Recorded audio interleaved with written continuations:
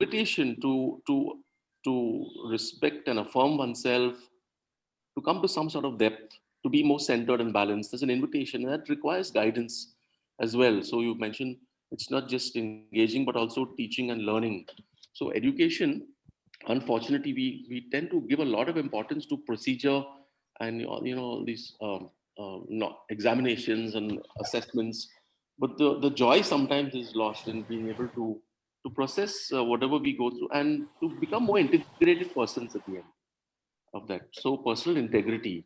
We usually associate the Department of Psychology with inviting people to be more peaceful. But I think literature is also as important, and it arrives at the same goal through a different means, a rich means. And the third is social inclusion. The third value. Uh, we don't only live in a bubble, in a vacuum, and in India, because of our complexity, there's also a danger of a lot of conflict. And here is where I think mindfulness should not only invite us to appreciate ourselves, to learn how to engage with others better, to develop emotional intelligence, interpersonal intelligence, but also social intelligence. And most fundamentally, especially today, with our world becoming so polarized and so divided in so many ways, not only our country, the larger world as well. What is the world that we want to create for ourselves? What are the values that we would like to see nurtured?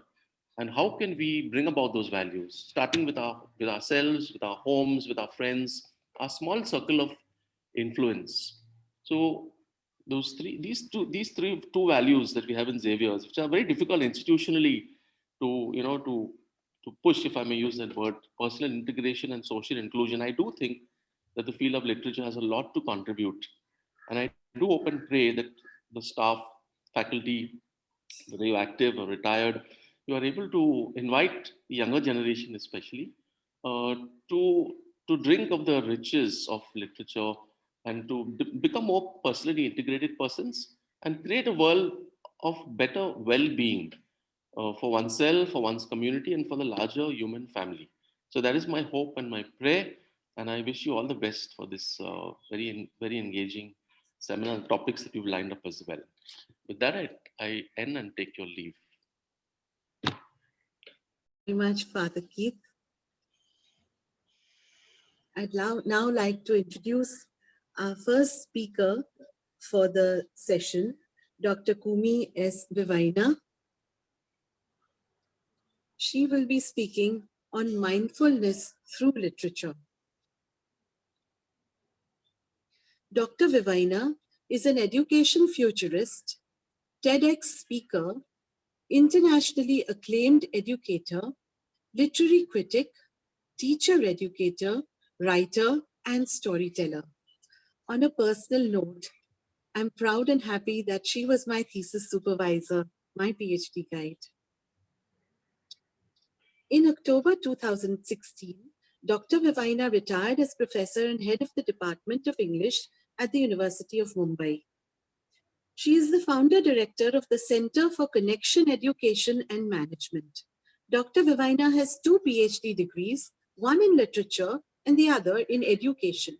She has published several books and 58 papers that have appeared in peer-reviewed national and international journals and critical anthologies, and is the winner of numerous national and international awards. She is a renowned speaker who delivers lectures and leads seminars and workshops for teachers and parents. She's a passionate person, and her fields of interest include teaching pedagogy. In 2013, her book on education, Sourceful Intelligence, Understanding Uniqueness and Oneness Through Education, was selected among the 18 best books published in the USA. Her most recent book, What Children Really Want, received critical acclaim from educators, psychologists, parents, and writers, and even the Dalai Lama. Dr. Vevaina has her own storytelling organization called Wordfully Yours, which hosts storytelling programs and conducts training workshops on storytelling for enhancing eco-literacy, socio-literacy, and psycholiteracy. This is only a very succinct introduction to the multifaceted person that Coomi ma'am is, and we look forward to a very stimulating and engaging talk from her. Dr. Coomi Vevaina. Thank you, Dr. Pastakia. Thank you, Father Rector. It is always a pleasure to be associated with St. Xavier's, a place which is extremely vibrant, and as you said, an institution which prioritizes teaching young people how to think, which I think is absolutely the need of the hour. And Father, your introduction was so meaningful, and I'll be referring to it several times, I think, today in my talk. So without much ado, I'll just quickly share my screen, and we'll run through the PowerPoint that I have for you today.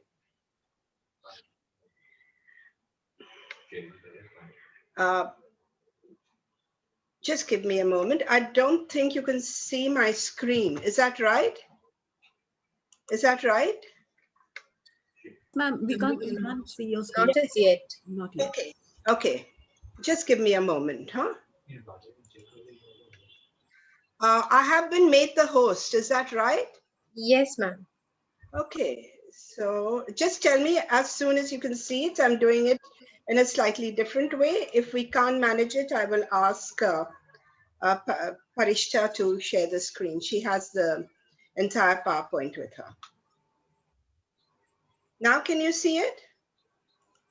Oh, ma'am, can I request Prashita, ma'am, to? Yeah. Well, just give me one more minute, because if I can do it myself, it's better. Just give me one more minute. Sure, ma'am. Sure.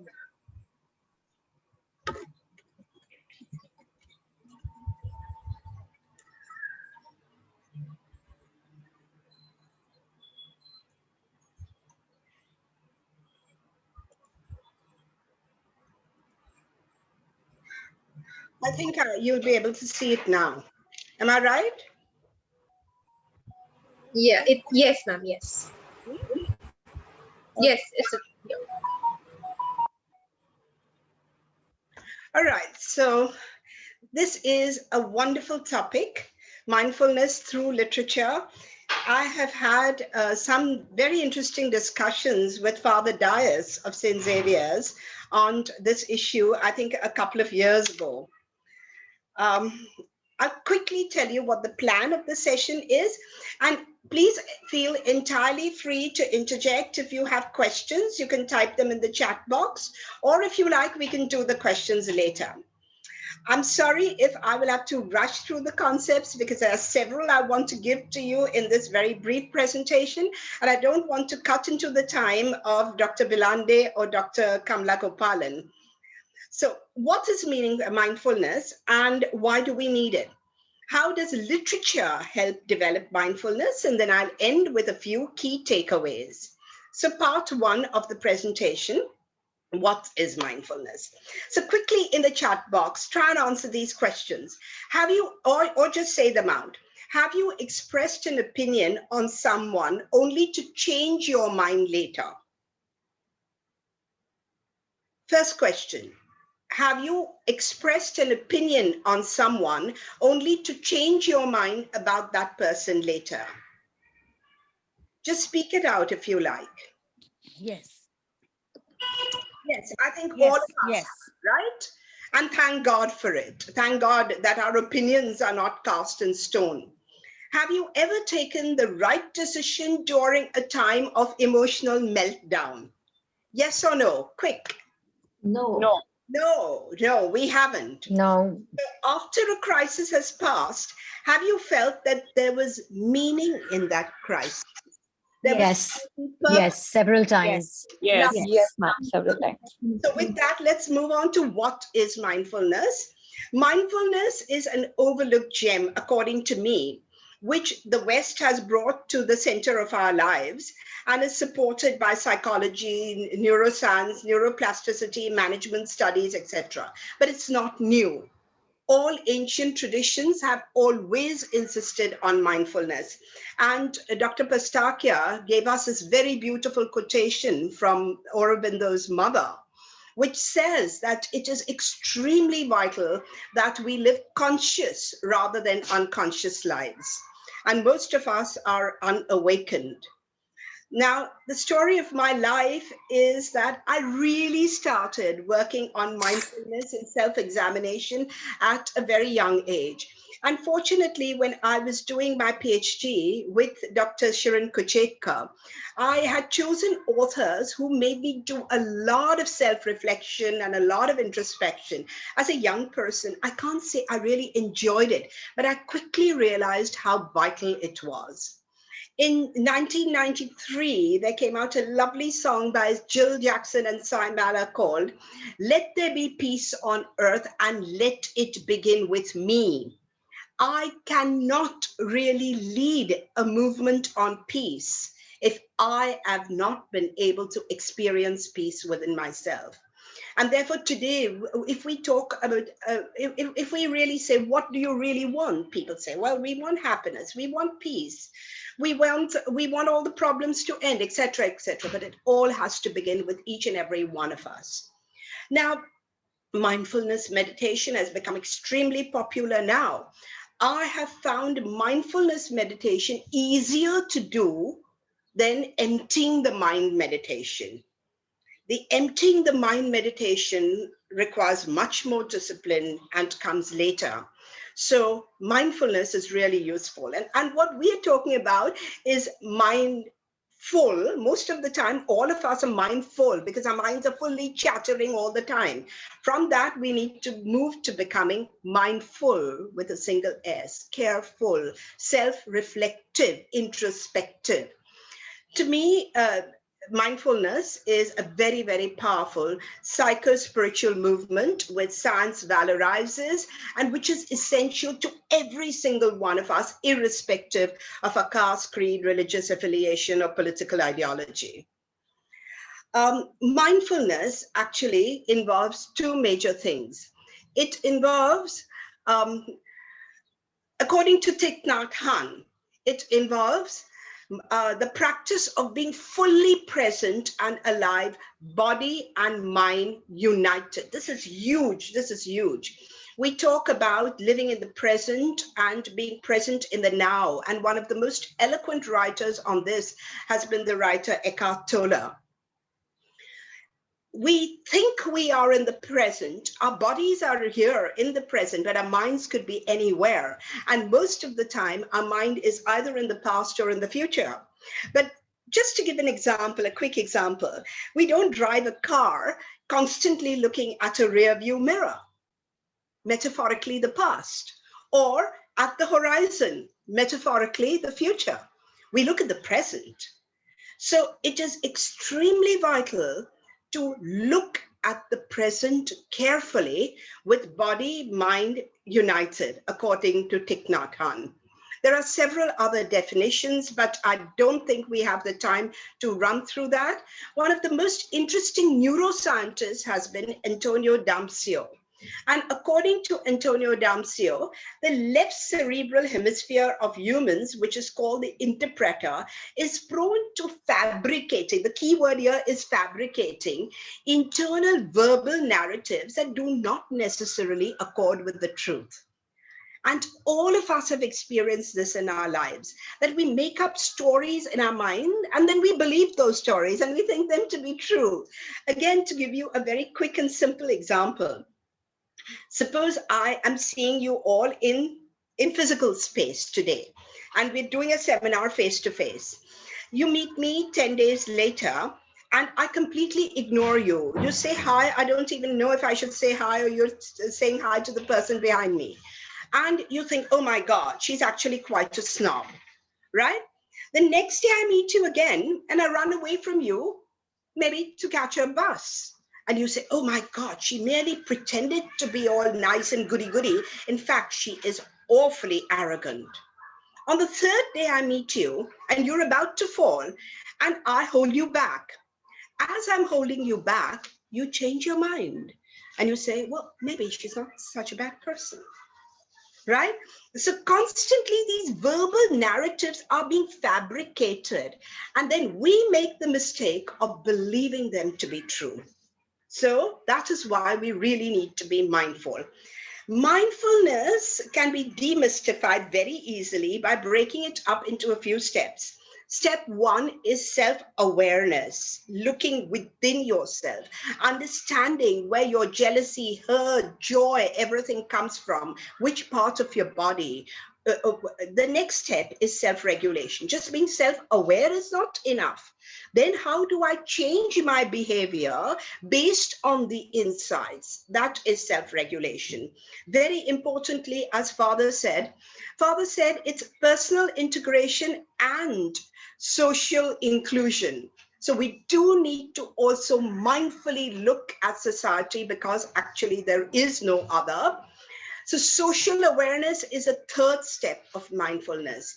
Relationship excellence or relation skills, the fourth. And finally, the fifth is the most important, according to me, the experience of quantum oneness. I'll quickly touch upon each of these. Self-awareness is understanding the power of now. I just named Eckhart Tolle, and this is his classic book, The Power of Now.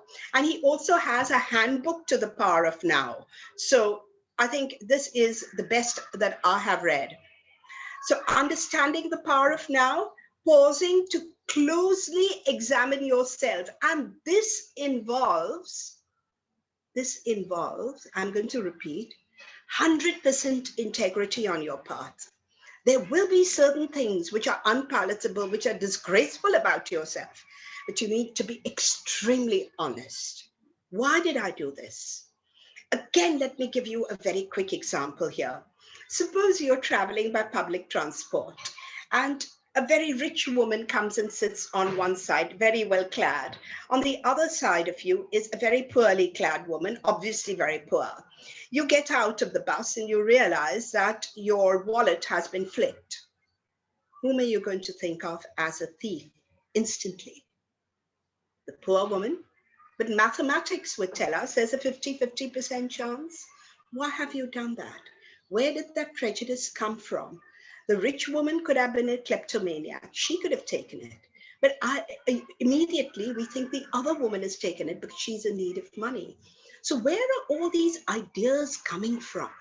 And are they true? Most of the time, they're not. So the third part of self-awareness would be understanding the way our mind works. This is a lifelong project. And I'm sure Dr. Anjali Bilandi is going to touch on this. The way our mind works, our mind is a trickster. It is constantly telling you something to hide something else. So how do you go past that is a skill that we can develop, but not very easily. Gandhiji very appropriately said, your perceptions, the way you perceive life, become your beliefs become your thoughts become your words become your actions become your habits become your values, and your values become your destiny. So if you want to change anything, if you want to change your destiny or the destiny of the society also, as it seems to be at the collective level, all you need to do is to change your perception. The importance of self-inquiry would need volumes of literature to really help us understand. But I think very briefly, the Buddha said something very appropriate. Ignorance is the root of all suffering. And it's not ignorance about psychology, literature, economics, sociology. It's ignorance about yourself. And similarly, Byron Katie, in her book, Loving What Is, says, an unquestioned mind is the cause of our suffering. And unquestioned. And as Father said, this is the project of Xavier's. This is one of the major values of Xavier's as a college, to teach you how to think, to question your own beliefs and the beliefs of others at large. Byron Katie says, thoughts are not personal. They just appear like raindrops. Would you argue with a raindrop? It's neutral. A thought is neutral. What value, what thoughts you bring to it, other thoughts you bring to it, depend completely on you. So the change that we are looking for is not change my thoughts. I can't change my thoughts, but the thoughts that have come to me. Stop talking about them as my thoughts. Just say, these are thoughts that have come to me. You see, there's a certain objectivity. My thoughts, you own the thoughts. These are my thoughts, and therefore you dare not challenge them. And my ego will be hurt when you own them, my thoughts. But when you say, this thought has come to me, then the thought is separate from you. Beautiful. This is extremely important. The second step is self-regulation. Self-regulation or self-management should be the direct outcome of self-awareness. Otherwise, that whole process of self-awareness is useless unless you really apply it to yourself. One of the most powerful things I've found is Byron Katie's The Work. The process is called The Work. And through 4 important questions there, she teaches you how to examine each of the thoughts that cause you suffering. Of course, there are many, many other courses. Thich Nhat Hanh's student has an 8-week course called the MBSR, Mindfulness-Based Stress Reduction Program by Jon Kabat-Zinn. And that is also extremely well done. The third aspect of social mindfulness is social awareness. It enables us to understand social justice issues in a nuanced manner and actively respond with clarity of mind. I will touch upon this later because I'm going to emphasize how literature really helps you to think in very nuanced ways and look under the layer of superficial reality. Our father mentioned binary thinking. Yes, all divisive, dichotomous ways of thinking are what Rabindranath Tagore called narrow domestic walls in Gitanjali, the famous poem where the mind is without fear. And this is the cause of all the pain and suffering in the world. It is this kind of divisive, binary thinking that causes racism, sexism, classism, casteism, ageism, different abilities, etc. And it makes us, in fact, inhuman. That is when we feel that we can legitimately perpetuate suffering on others, but there is no justification for any of them. And all we have to do there is merely change our perception. The fourth aspect of mindfulness is relationship skills. Self-awareness and self-regulation vastly improve our relationship skills and enable us to operate with gratitude, forgiveness, compassion, empathy, and importantly, allophilia. The word tolerance is more often used than allophilia. Oh, I'm okay, I'm very tolerant of other people's ideas. No, it's not enough to be tolerant. It's important that you experience allophilia, an absolute honoring of the other person. And if you can, by imaginatively putting yourself in his or her shoes. So, mindfulness prevents us from lapsing into unconscious ways of being and enables us to take positive action from a center of peace. And this is what His Holiness the Dalai Lama and His Holiness Pope Francis is talking about all the time. Pope Francis's ideas on integral ecology is exactly this. The last and the most meaningful to me is the experience of quantum oneness. With mindfulness, we develop sourceful intelligence. I'll explain this in a moment. Just give me a moment for that. To move towards conscious evolution, not unconscious. Please bear with me for a moment when I say that this planet has seen 5 mass extinctions. And unless we really smarten up, it could well be the 6th mass extinction. We can't behave in unconscious ways anymore. Therefore, conscious evolution with sourceful intelligence giving us the capacity to perceive our uniqueness as well as our oneness. This is extremely vital. All the binary thinking is because we think in terms of me versus you. But now Father has a kind of knowledge that I don't have, Dr. Pastakia, that I don't have, Dr. Gopalan, Dr. Bhelande, and each and every one of you sitting here. You know things that I don't know, and it's okay for me to know and not know things. So can we share? That's the whole idea of moving from polarity consciousness to unity consciousness, of moving from a self versus other consciousness, which is rooted in competition, to a self and other consciousness, which is rooted in collaboration. And neuroscientists tell us today, very, very authentically, that the human self is not made for competition, but for cooperation. And you'd say, well, that can't be. There has to be a little competition. Maybe as much as salt in food, nothing more.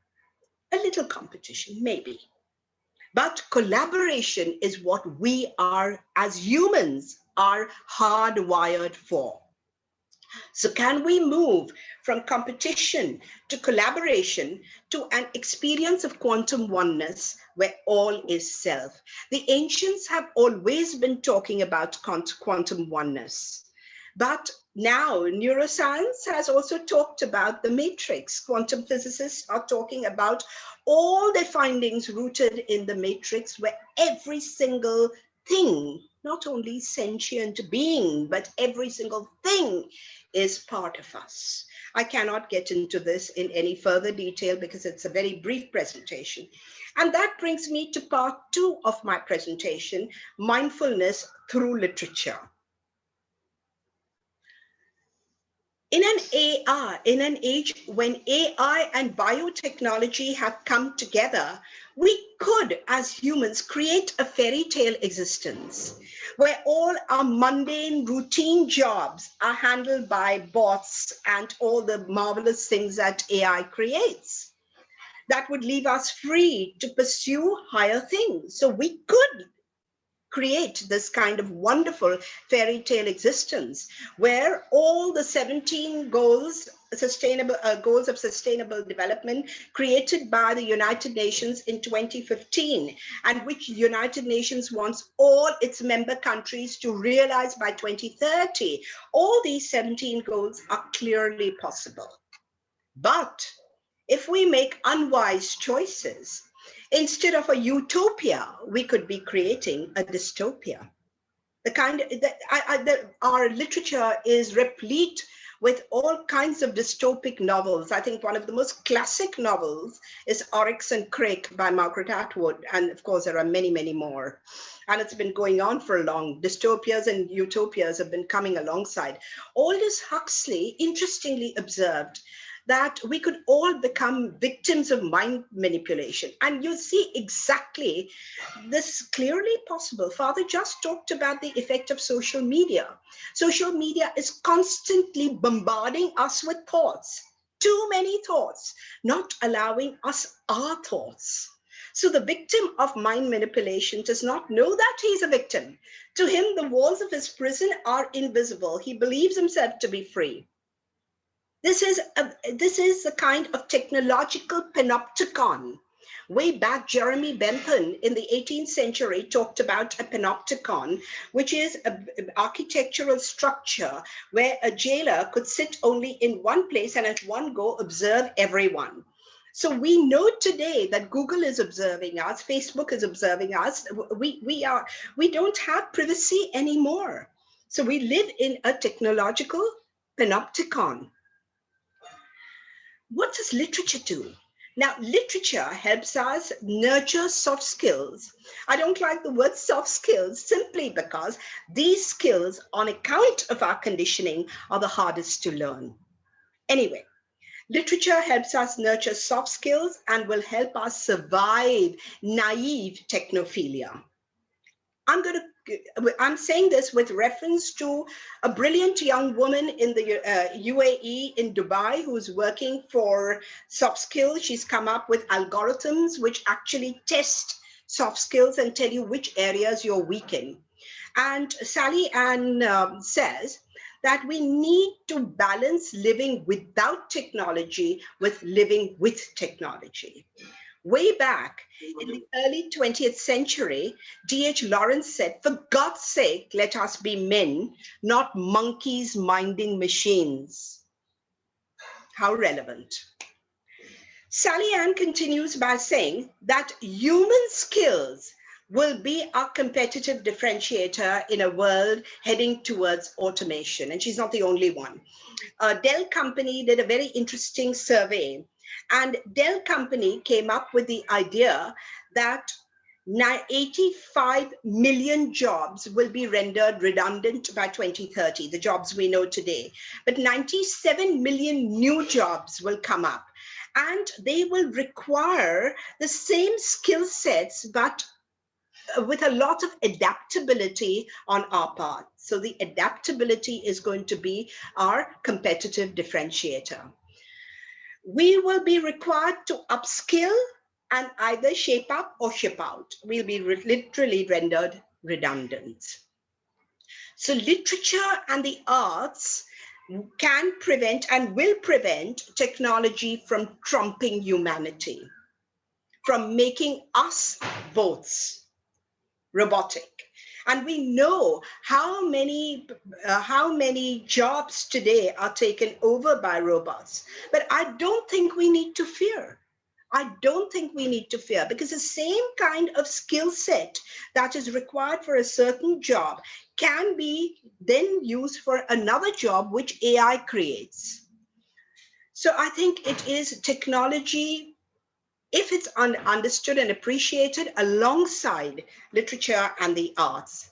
Secondly, and again here I'll go very, very quickly, literature helps hone 21st century skills. And at meetings after meetings and seminars after seminars, we teachers are talking about critical thinking, creative thinking, change orientation, compassion and empathy, collaboration, and communication excellence. Very, very importantly, I'll just deal very briefly with each of them. Critical thinking.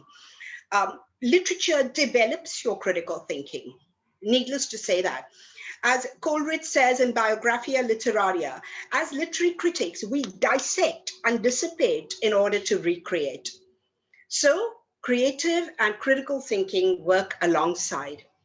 We also need to have a change orientation, which involves a lot of flexibility on our part and flexible thinking. Obviously, with postmodernism and all, we know about meta-narratives, we know about literature being just a construct, and therefore your interpretation could be as good as mine. The other three skills I have marked in green, because these are what we traditionally would want to call soft skills. Compassion and empathy, which is absolutely huge. In Talk After Talk, the Dalai Lama is talking about the need for compassionate leaders in the world, and he is absolutely bang on, and so is everyone else, like Daniel Goleman and all, who talk about the need for empathy. Collaboration, I've already talked about that, rather than competition, and communication excellence. When we talk about communication excellence, we're talking about the effective use of language. And of course, needless to say that literature does this for us. But we do not need to use language to befuddle or to lie, but to speak our truth peacefully and powerfully. Not peacefully or powerfully, peacefully and powerfully. So, communication excellence. Literature nurtures vital literacies, which are psycho-literacy, understanding yourself, and understanding the way others think. Social literacy, other awareness, social justice issues which need to be addressed. Otherwise, you get brainwashed. And geoliteracy, which is earth awareness. All these literacies, all three literacies, are honed by literature. And the fourth, to view life in nuanced ways, looking under the layer of superficial reality. I break that up further. Since literature is a construct, it encourages us to critique representation, representation. All of literature is representation, representation. But it also encourages us to ask this question, what is reality? What is reality? Is it what we see superficially, or is there something more to it? It's tied up with the next question, but I'll come to that in a moment. How real, for instance, let me give examples of this, are the witches in Macbeth or Hamlet's ghost? There's no answer to it. And thank God Shakespeare did not give us an answer to it. That's why he remains the unsurpassed monarch of the English language. How real is something like waiting for Godot? It is real in a very, very different sense. It's a very subjective vision, which is real and telling us about, giving us the truth about the times, waiting for Godot. I think one could do a whole session only on how real is any waiting for Godot. Or Margaret Atwood's vision in her novels, particularly, as I said, Oryx and Craig, a frightening novel, a frightening dystopia. So how true then is history? Of course, we've, as feminists, one has played around with it, history, herstory. But never mind, even history has to be problematized because it's not monolithic. It's just not one person's version. It's a version of the people in power, as Foucault would tell us. In Hamlet, Hamlet says to Rosencrantz and Guildenstern something very interesting. There is nothing either good or bad, but thinking makes it so. So again and again, we are encouraged to examine our thinking, to examine the nature of reality. Well, it looks this way, but is it really that way? And in A Midsummer Night's Dream, Helena says, love looks not with the eyes, but with the mind, and therefore is a winged Cupid painted blind. So again, something that we say, I'm absolutely in love with that person. Now, what is this? What is this love that you're thinking of? It's just a thought, an idea, because love is who you are, as the Neoplatonists will tell you. It is your essence. It is what you're chemically made up of. It's not an emotion. We've misunderstood it, and therefore all the mess ups. Secondly, literature encourages us to critique subjectivity, critique reality, representation, critique subjectivity, and ask a very important question. Whose version of reality are we listening to? Whose version of reality is this? Just a very few quick examples. In The Merchant of Venice, we hear Antonio and Bassanio badmouth, as it were, Shylock. But then when Shylock talks to us and says, Signor Antonio, often the Rialto, you have rated me for my money and my usances and all that which is my own. You call me cur, cutthroat, dog, and spat upon my Jewish gabardine. And then later he says, hath not a Jew eyes, hath not a Jew ears. And then that makes you think, whose reality are we hearing? Are we supposed to believe Antonio Bassanio, even Jessica and Lorenzo, that he's a monster? Or is he a misunderstood human being? So that is a kind of nuanced thinking. Hard Times, how representative is it of the age? Brilliant with all kinds of characters in this book. Things Fall Apart, Chinua Achebe. Now, this is very interesting. Very often we tend to believe now, especially in our post-colonial era, that when it is written by somebody from within that culture, it's bound to be authentic. But we must realize that literature is, after all, a construct.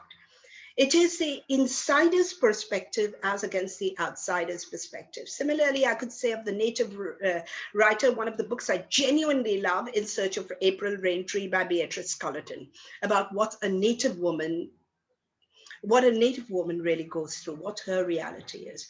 So we need to look at all this. Whose reality? A particular writer cannot be speaking for a whole group. The Japanese-Canadian writer Joy Kogawa said that if you want me to talk about my ethnicity all the time and be a representative of my ethnic group, you're putting a carapace around me. You know what a carapace is. You know, the knights of yore, they wore the carapace to protect their bodies, and it's constricting. The third aspect is that literature encourages us to critique the uniqueness of the text and the creator. Why? Because as Roland Barthes very pertinently observed, a text is a tissue of quotations from different sites of culture. There can be no writer who is living an ivory tower existence and who's not affected by his society or her society at large. We human beings are all tissues of quotations, and more so in an age of social media.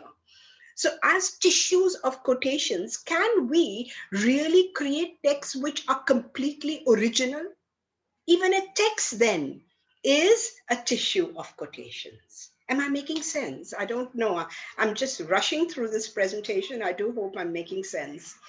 But literature encourages us to do this and to critique the uniqueness. No, a text has all the echoes of past, present, future. It is not, as Sidoni Smith would say, unique, unitary, and unencumbered. It's always a tissue of quotations. It's a product of social reality. And if the text is that way, because so are we. Every single one of us, we like to say, I'm going to do things my way. But what is uniquely our way? Isn't it also affected by opinions, by situations? We are never unique. So then we are encouraged to do that by literature. And that makes our thinking really complex, rich, and nuanced. Though poetry, drama, novel, and prose, through all of that, literature encourages us very often to take the road not taken. Robert Frost, of course. While we experience our uniqueness, we are unique.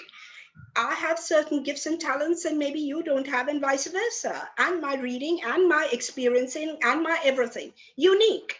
But at a deeper level, we are all essentially one. And that is what literature helps you to feel.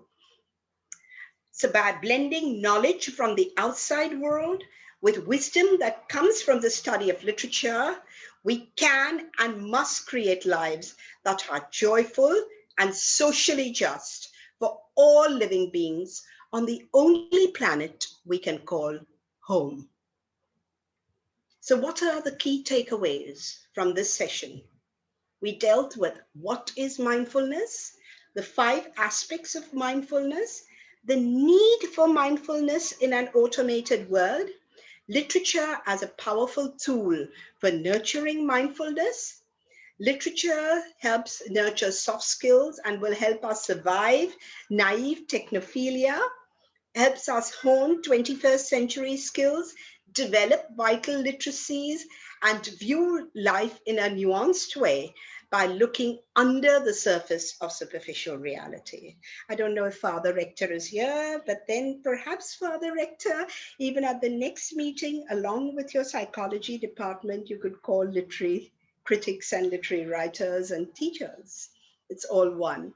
I would like to end with a beautiful quotation from Elizabeth Barrett Browning. Earth's crammed with heaven, and every common bush afire with God, but only he who sees takes off his shoes. The others sit around and pluck berries. So if we choose to sit around and pluck berries, we may be rendered redundant. Thank you very much. Thank you for your attention. I think we have 10 minutes during which I'd be happy to take questions.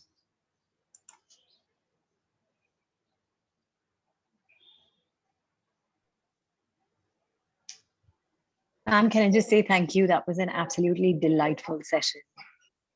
Thank you very much. Thank you.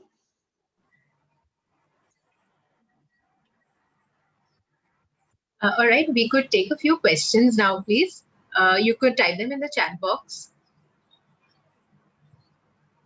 Or any observations or anything that you may want to share with Professor Vevaina. I just hope I haven't been too overwhelming because I wanted to cram in so much. So I hope you are not suffering from discourse vertigo. Excuse me, ma'am. Yes. Hi.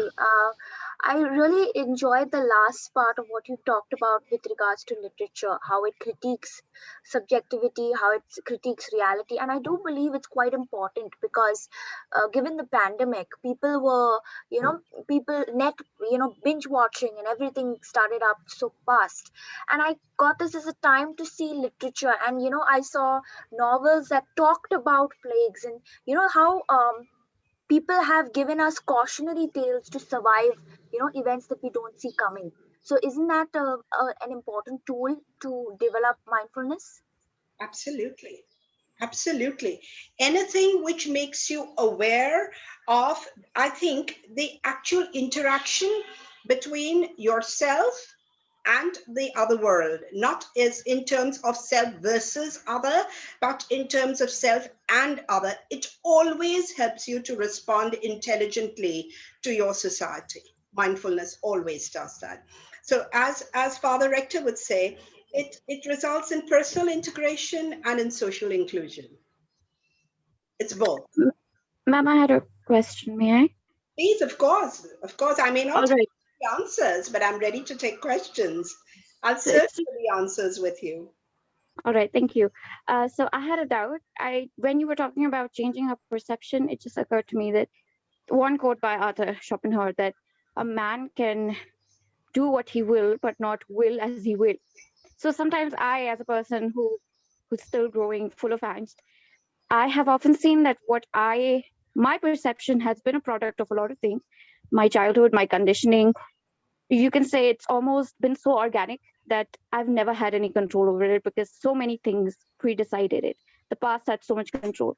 So it's very difficult for me to say that, yes, I can change my perception when I am so much of a tool of the past, you know? Now, this is huge. What you've already realized is that a lot of thinking has come from your past conditioning.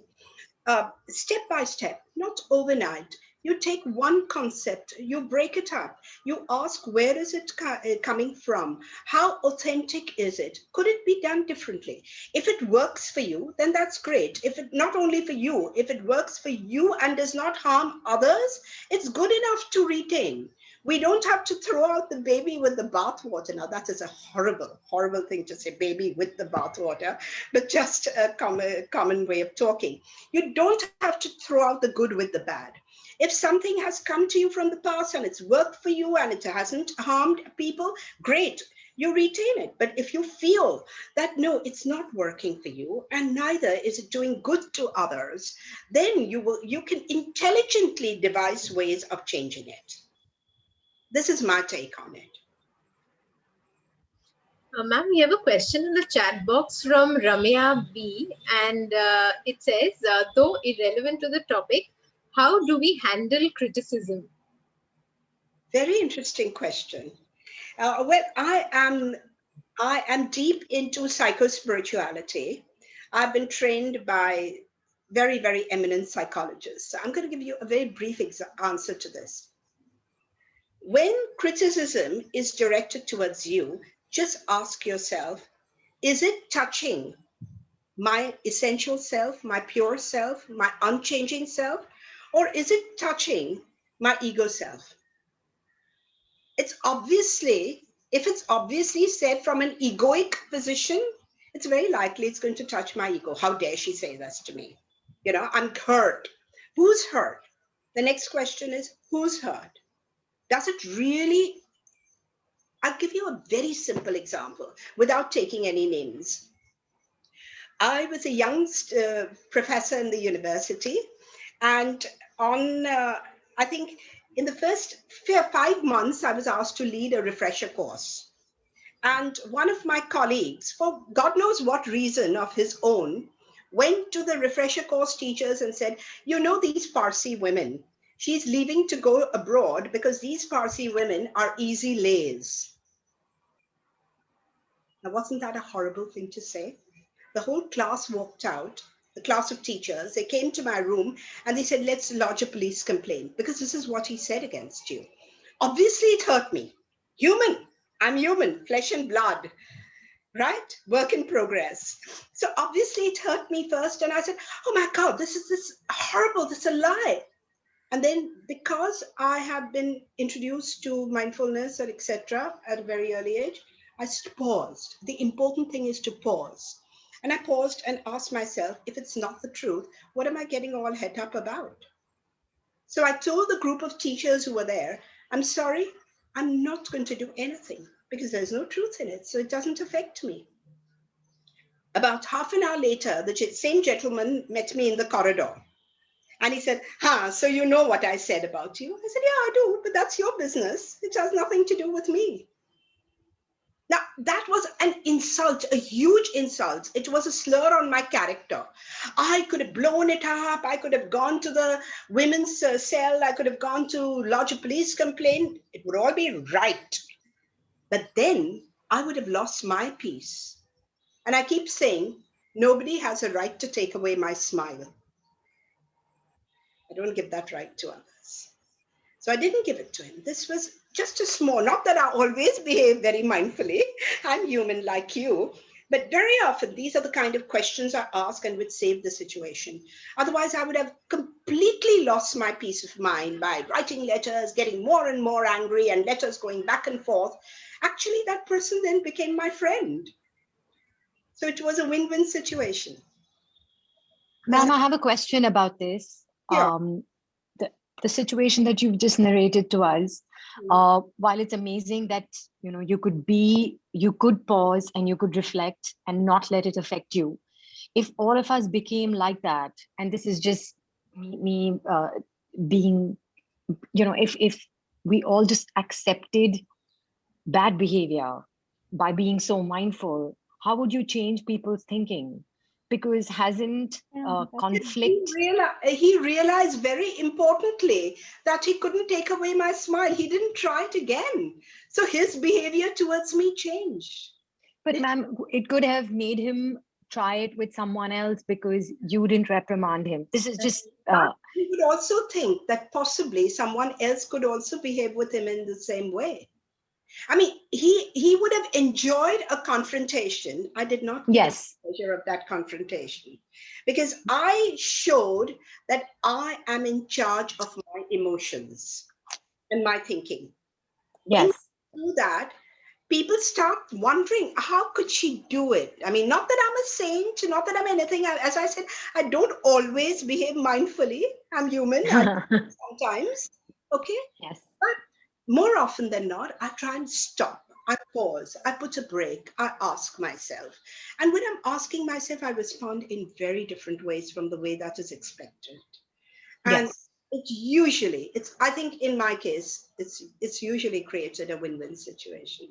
So again, now I'll tell you, even when I lose it, for instance, then I reflect on it. And I say, how could I have done it better? This was not very smart. How could I have been smart, mindful, and created a better response? So the next time a situation like that crops up, I'm ready with it. Does it make sense? Hello, ma'am. Yes. Yes, ma'am. Thank you. Thank you for that. Okay. You talked about mindfulness and probably you are aware of Vipassana technique. I can't hear you too clearly. Can you come closer to the mic or something? Yeah. Thank you. Better, yeah. Better. You probably must have heard about Vipassana technique, which also talks about mindfulness. Yes. So what is your take on it? I mean, recently you said that mindfulness is a very recent phenomenon. It's not recent. To me, it's never recent. It's just not recent. We've always talked about antargyan. We've always talked about self-reflection. We've always talked about know yourself. It's not new, but they have just remained interesting words to us. Now we have a whole lot of tools which also help us to really go deep within ourselves, confront ourselves. In a way, I don't like to use this word because it's very relative, but even improve ourselves. Yes. It's definitely not a recent phenomenon, but it's been limited to very, very few. For instance, the Greeks had three categories of people. They said that the idiots were one who were totally selfish. It had nothing to do with IQ scores. The selfish ones were the idiots. Those who thought in terms of their narrow groups were tribesmen. And those who thought in terms of others and self were the real citizens. So a Greek citizen was not everybody and anybody. And of course, this idea now is taken on by philosophers like Ken Wilber and all, who talk about moving from your egocentric intimacy to an ethnocentric intimacy to a cosmocentric intimacy. So as your awareness expands, you become more and more compassionate and understanding and caring. Caring just comes automatically then. Okay? Anyone? No, we don't have time, I guess, for any more questions. Dr. Pastakia? We have the second speaker who has already joined us. So, please go ahead. Thank you so very much. Thank you for your attention and thank you for the wonderful questions. And once again, thank you, Dr. Pastakia and the whole team at Xavier's for your support. God bless. Now for this lovely keynote address, which was both eye-opening and thought-provoking. Now I call upon Dr. Rashmi George to introduce our next speaker for the morning, Dr. Anjali Bilandi. Thank you, Dr. Pearl. I'm extremely honored to introduce Dr. Anjali Bilandi. My association with Dr. Bilandi goes back to over 2 decades. Ma'am was my teacher, just as Dr. Coomi Vevaina was also my teacher. I've also had the privilege of working with Dr. Bilandi at RUSA College. I'm not sure if ma'am knows this, but for us students, she was our Maggie Tulliver with solid gumption. She was our George Eliot. Further, ma'am took us through the joys of Paradise Lost, Gulliver's Travels, Art of Living in Grammar, and of course, literary theory and criticism. Dr. Anjali Bhelande retired in August 2017 as Associate Professor of the Department of English at Ramnarayan Ruya College of Arts and Science. She put in 37 years of teaching and research.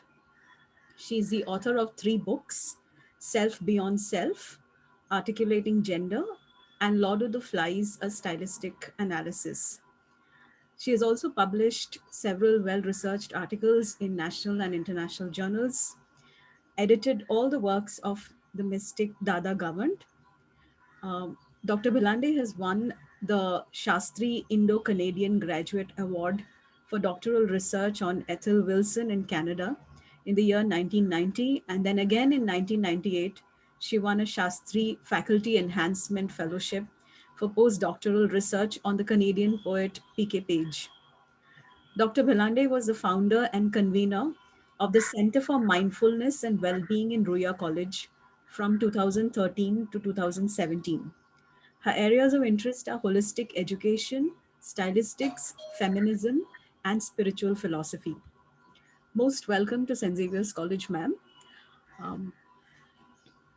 Shall I begin? Yeah. Can you hear me?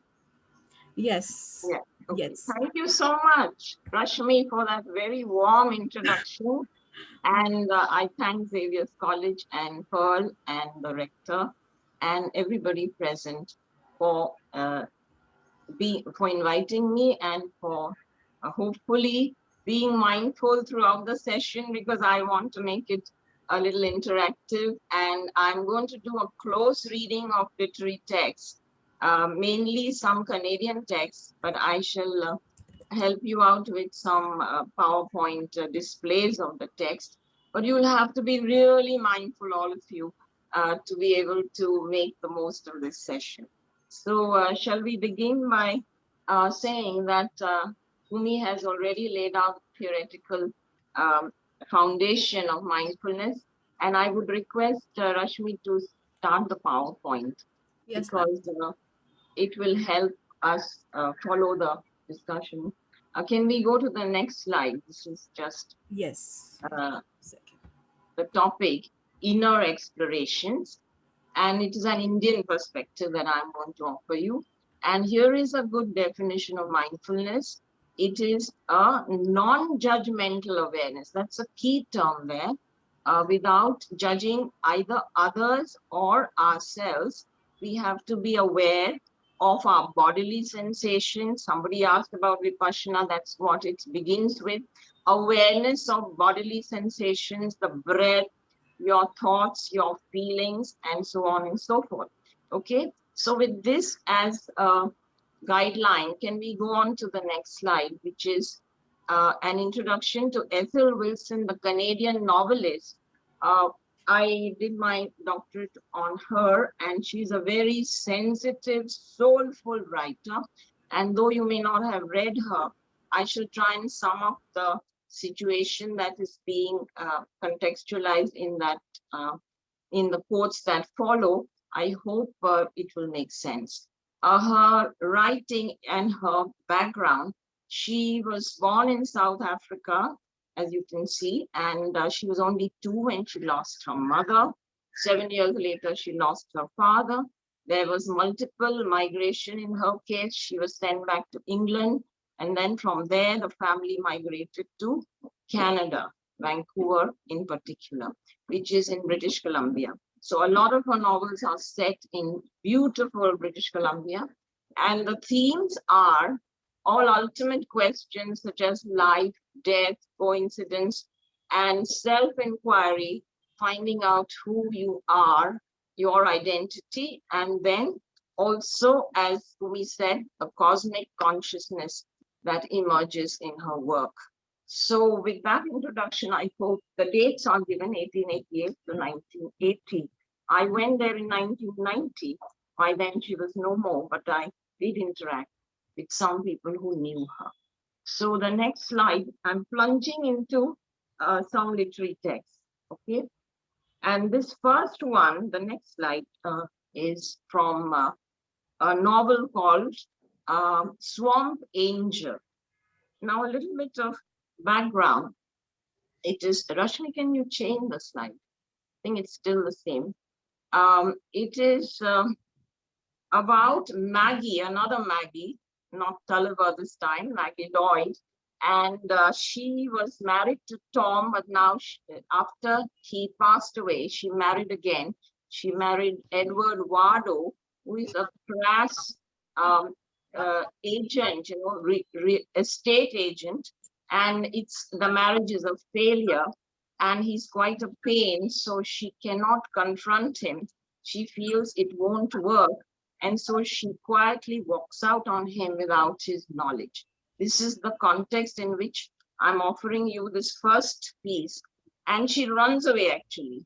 And she arrives in a beautiful village called Hope, which is really there in British Columbia. And there's a river by which she is seated in this particular situation. And you see a little bit about mindfulness in literature before we address these details. All writers, good writers particularly, are extremely mindful, okay?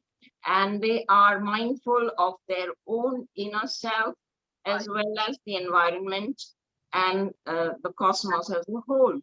And therefore, they come up with such details. Look at the description here about the river and how she's seated there.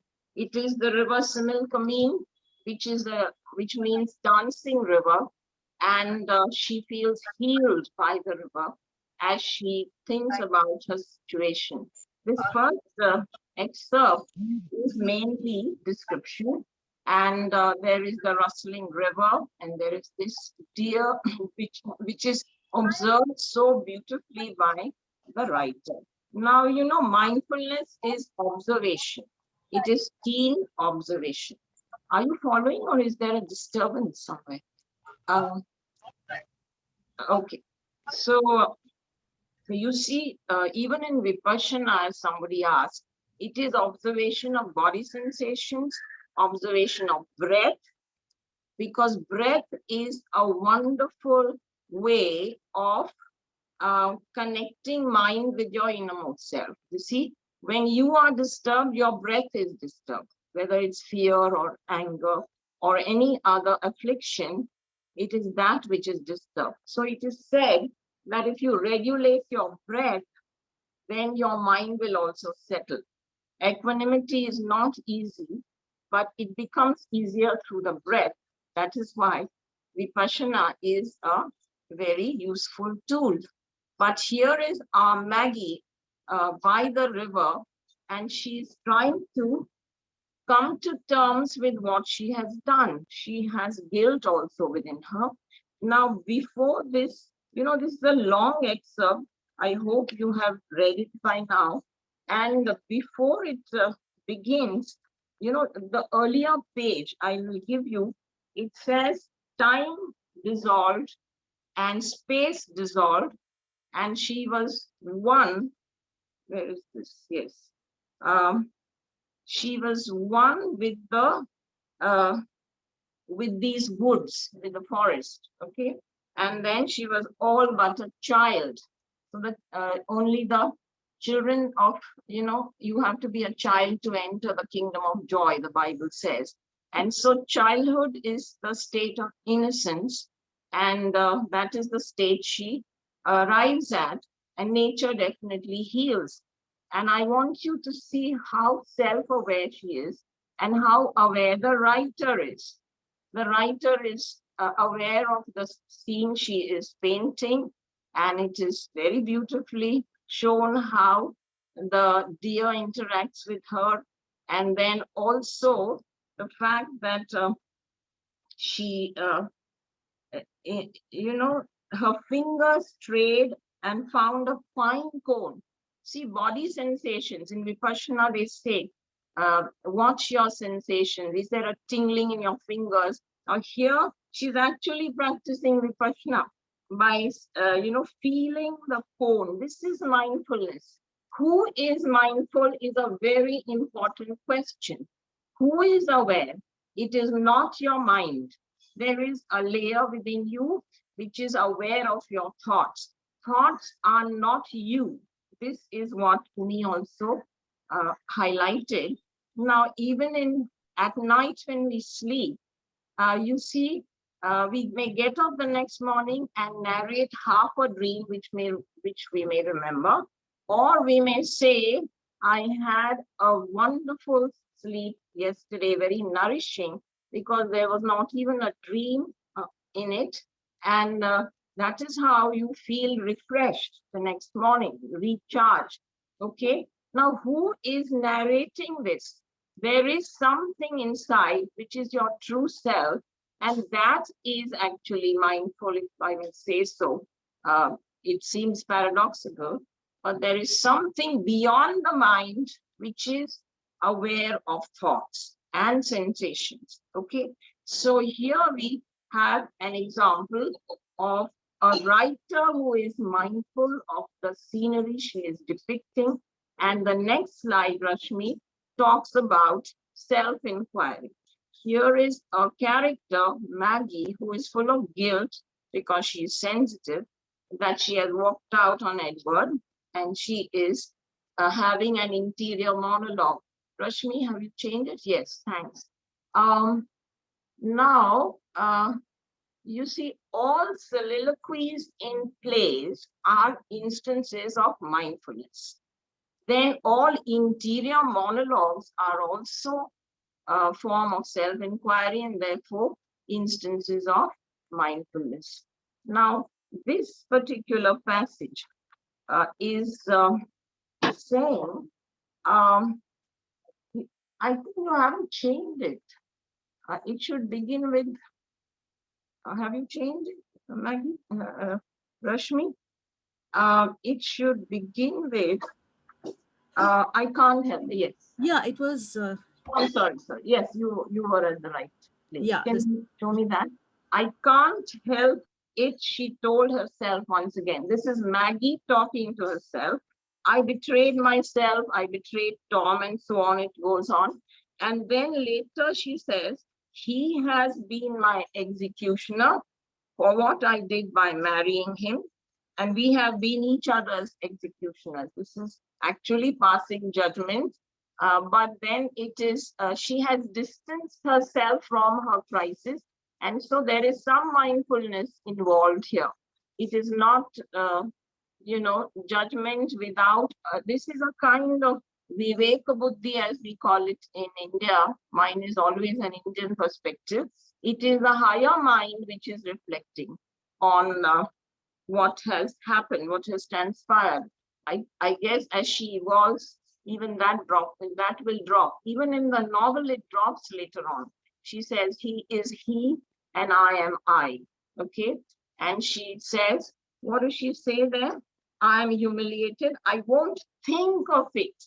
As Keats put it, to think is to be full of sorrow and leaden-eyed despair is the line from Keats. He knew very well, even at that young age, that thinking can lead us into stories and also magnify the problem beyond proportions. And so she says, there's no good in it. Now, this is mindfulness. Something within her, not the mind, something within her has understood that too much of analysis leads to paralysis, like Hamlet saying to be or not to be, right? And not acting upon it. So this is growth, and the cruel, dangerous thought slid away and played by itself. So here is a wonderful instance of mindfulness, and we all go through it when we have had a tough situation to go through.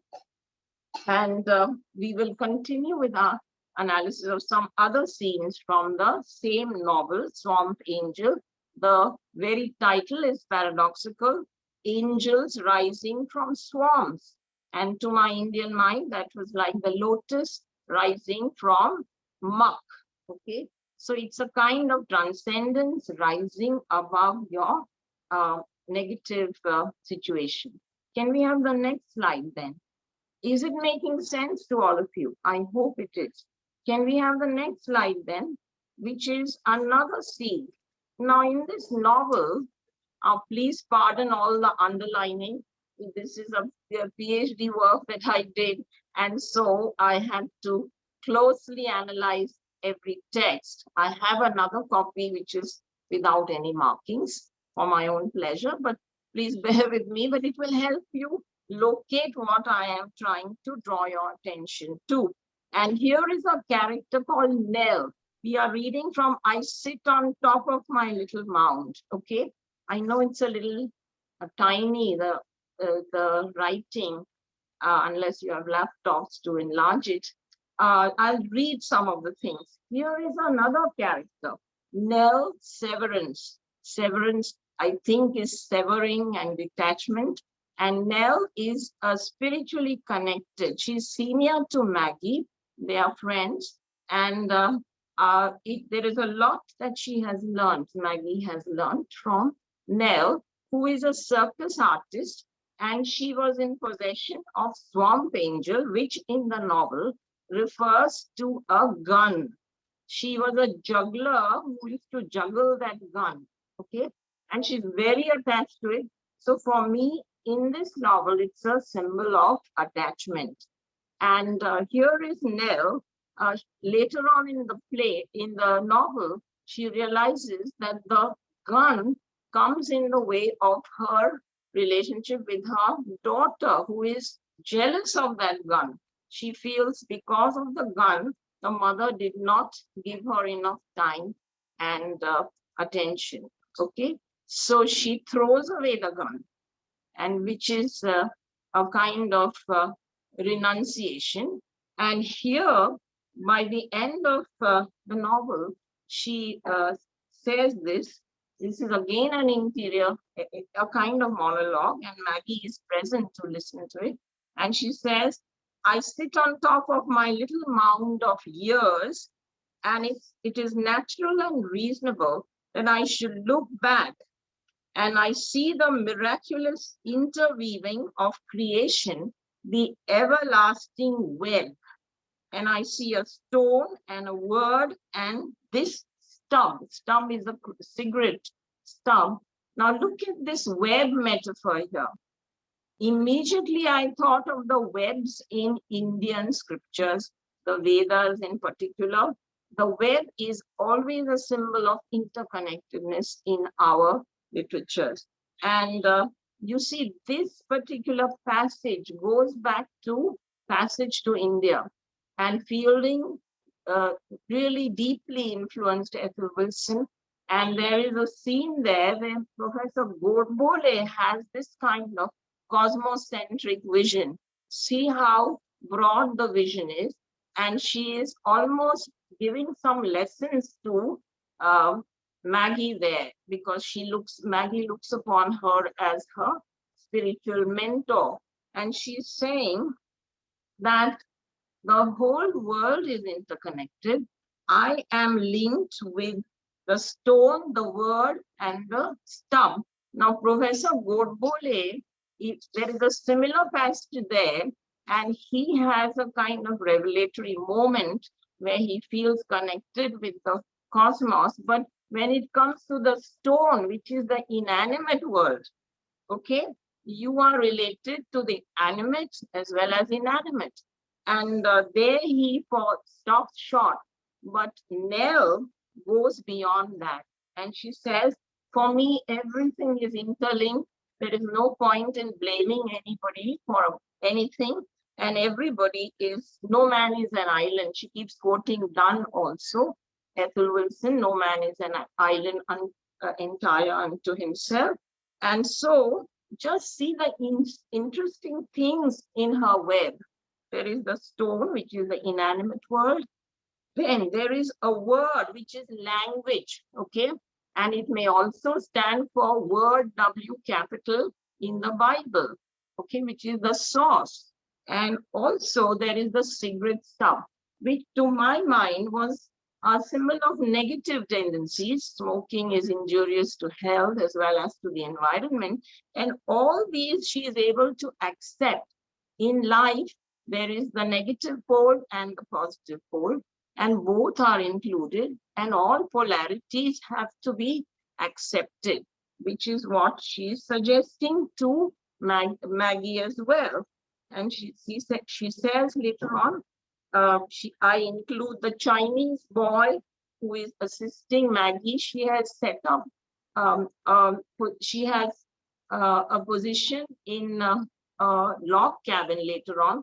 From hope, Maggie, revived and nourished, moves on to another place where there is a log cabin, and she cooks for the owner, and she also is assisted by a Chinese boy. So she manages to regulate her life again. But that regulation has not come through the mind. It has come through a moment of transcendence when there was no thought. And you see, she is that thing which watches, has understood something. And then when you understand something, it is not difficult to transform yourself. As Krishnamurti used to say, when you know you are holding poison in your hand or a hot brick in your hand, it is not a matter of time. You just drop it. So it is a matter of full understanding, total understanding of your wrong mind movements. Okay. So here is Nell, who has achieved that kind of transcendence, but not fully. She still has her flaws. And however, her understanding at the intellectual level is very deep here.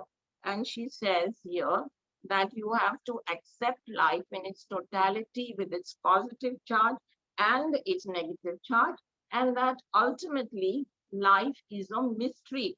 See, later on she says, is there coincidence? She says, life is very strange. It is stranger than fiction sometimes.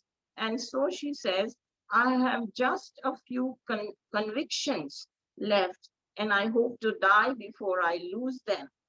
Because when you try to put faith into words, the words are hollow.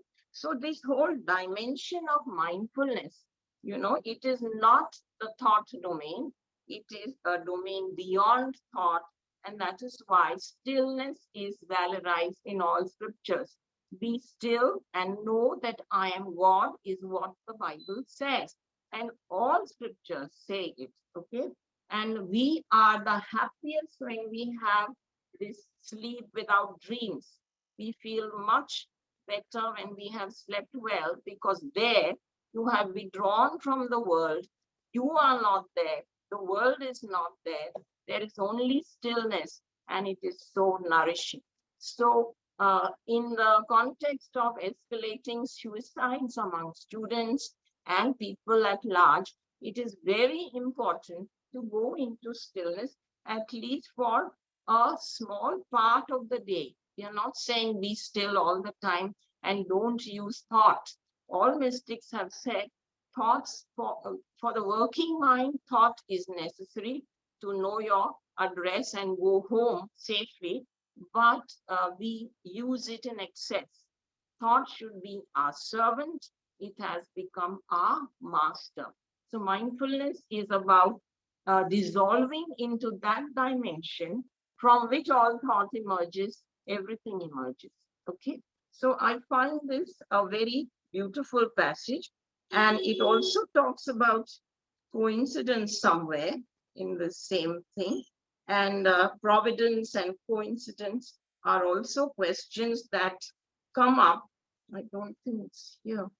And those are addressed in the novel as a whole. Okay, so that is another instance of mindfulness in literature, and it is sensitive readers who tune in and who are able to grasp the maximum out of it. But close reading of text is very important. Okay, so may I ask you to move on to the next slide, which is another example. Which one is that? Yes, this is very interesting. Just look at the underlined words, since it's a long text and you can't read it, it's tiny. Let me read out to you. This is another novel called Hetty Novel, and there what is being described is the confluence of two rivers, and it says, perhaps the water was emerald, perhaps it was sapphire. This we see in many of our confluences. The color is different, the different rivers. So she's writing here about the Thompson River in British Columbia, and she says, perhaps the water was emerald, perhaps it was sapphire, it is both, it is neither. Now, this may be seen as a harmless description, but my Indian mind was immediately reminded of two things. One is the 2nd century AD philosopher, Buddhist philosopher called Nagarjuna, who has given us the text Madhyamika Karika, in which he has said that when you talk about the relative world or about people, you can only have these 4 options. They are called Chatushkoti. It is so, it is not so, it is both, it is neither. Now, why have I brought this up? Because in all her novels, not just here while describing the river and the confluence and its different colors, we find Ethel Wilson being very open and being aware of the implications of this quotation. It means that all knowledge is probable. It is never the ultimate truth. All knowledge is probable because it is from somebody's point of view, and all point of views are partial. They are your view, as Coomi also earlier pointed out. So you can never arrive at the total truth through logic and through language. These two fall inadequate. Okay. Now, therefore, if you want to know the ultimate truth about who is hurt, who am I, etc., you have to go to that dimension which is mindfulness, which is beyond thought, which is stillness, which is silence, which could be achieved through mantra, which could be achieved through yoga or any kind of contemplative practice. Okay, so this is something I discovered. And the other thing in this quotation is the word perhaps. Perhaps is a very humble way of putting it, saying that all that I am saying is tentative. If each one of us were to practice this mindfully, there would be no conflicts, there would be no wars, and everyone would be accommodating of the other, knowing that you are the other ultimately, which is what the next slide will show you. Can I, Rashmi, have the next slide, please? Which is now, which one is this one? Is it the avatar passage or I can't see? In the sequence, is it the avatar passage, Rashmi? Or Yes, yes, there is an avatar. Her avatar tells Yeah, her. Avatar tells her that, yeah, it is that one. Right, right. So here is, this is the word which made me feel when I read Swamp Angel sitting in Mumbai. I felt there was an Indian component here. There was something Indian about this writer's vision. And so I went abroad with this hunch, and whoever I met kept saying, no, she had nothing to do with India. And there was a eureka moment in my research when I discovered that she had read the Bhagavad Gita. But that's another story. Here, when I asked about avatar, they said it's a common word in the English language now, doesn't necessarily mean anything. And I accepted that humbly, and I said, can I not at least look for parallels? Now here is Maggie, who has now found a job, as I told you, as a cook. And she's almost like an Annapurna, a goddess who is generously serving food to all and sundry, and the visitors as well. And here she has a little break. She loves swimming in that lake. And now see how different her interior monologue is. This is, of course, the narrator telling us that her avatar tells her that she is one with her brothers, the seal and the porpoise. She feels this sense of oneness. Whereas in that earlier passage, when she was disturbed, she said, he is he and I am I. There was this separative consciousness. Now here, I am reminded of Patanjali, the sage Patanjali, who is 2nd century BC, who talks about afflictions. What causes misery and afflictions? As the root cause is always avidya or ignorance. What is this ignorance? It is spiritual ignorance. What does that mean? It means you don't know the truth about yourself and the world. You imagine yourself to be a separative consciousness. That is your first ignorance, which you are not. Quantum physics says that all energy is one, even if it manifests as different energies like magnetic energy or electric energy, where the vibrational frequency differs. But today there has been a shift, paradigm shift in science itself, which says it all goes back to one source. So this feeling has to come through mindfulness. Until then, we keep living with this ignorance that I am the jiva, the separative, very contracted, self-centered consciousness. And I am not Shiva. Shiva is that cosmic consciousness. Now here we see our protagonist experiencing a kind of expansive consciousness where she is one with the seal, with the water, and then she goes on. It's a longish passage. I hope this will invite you and urge you to read Swamp Angel someday. It is such a beautiful text. And so she says, but her avatar had better warn her that she is not really seal or porpoise. Again, this is like Nagarjuna saying she is so, she is not so. Because on the relative plane, there is this play of illusion and reality. We do not know what we are, and we have shifting perspectives all the time. And then the second para, the water, that element that bears her up, there is a sentence there. Look at the red tick mark. But since she can swim, she swims strongly out into the lake, forgetting past and future. One feature of mindfulness is living in the present moment, and she's forgotten all her painful past. Even at the log cabin, it's not that life is rosy. There is the owner's wife who is jealous of her and makes trouble for her.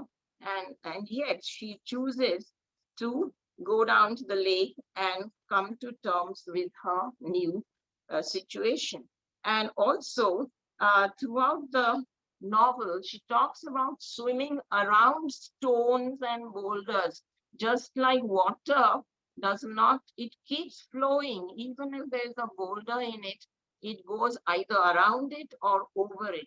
So this is what our protagonist Maggie learns from nature. Okay, so this is because of her mindfulness. So this again is for me a case of mindfulness. Can we have the next slide, please? Since I must not. Yes, ma'am. Yeah. What is the next one, dear? It is It's next. This is my great eureka moment when I discovered that she had read Annie Besant's translation of the Bhagavad Gita. And that kind of validated my research. And then they started taking me quite seriously. They thought I was making sense, thank God. So, because the Western world wants proof, and I think all research wants proof, nothing wrong in that. So, I found this passage from another novel of hers, which is Innocent Traveler. In this book, there is a hypothetical situation where there is a world war, perhaps, and a woman is holding her young son who is dead in her arms, and she is mourning his death. And then we have the voice speaking from the field of battle had always, in the nature of things, been prepared to speak. Now, Canadian critics, being unaware of the Bhagavad Gita, had not really paid attention to this passage. This is why, an Indian perspective, I want to urge all of you to know that a different perspective may result in new findings and new meanings. Okay, so this passage was never really paid attention to by other critics. Now, of course, it is the voice of Krishna on the battlefield who is saying to Arjun that the unreal hath not no being, the real never ceases to be. The truth about both have been perceived by the seers of the essence of things. What Krishna is saying is that we are not our body and we are not our mind and we are not the doer. And so when Arjun does not want to fight and has a paralysis of will, it is Krishna who urges him. Now here she is saying that this mother is ignorant of the fact that the soul is immortal, that the essence always remains, and that the child was already dead before it was born, which are not abstractions. This is what, again, science will tell you. All energy is constant and no energy can be lost. Okay, the law of conservation of energy. So this is a wonderful passage which saved the situation for me and allowed me to prove to the critics there that there was a connection. And see in the second para there, while these events onwards, I'll read out the permanence of the fleeting and prodigal joy of this timeless world was without responsibility or question. And the last line, the permanence of the impermanent flower is forever.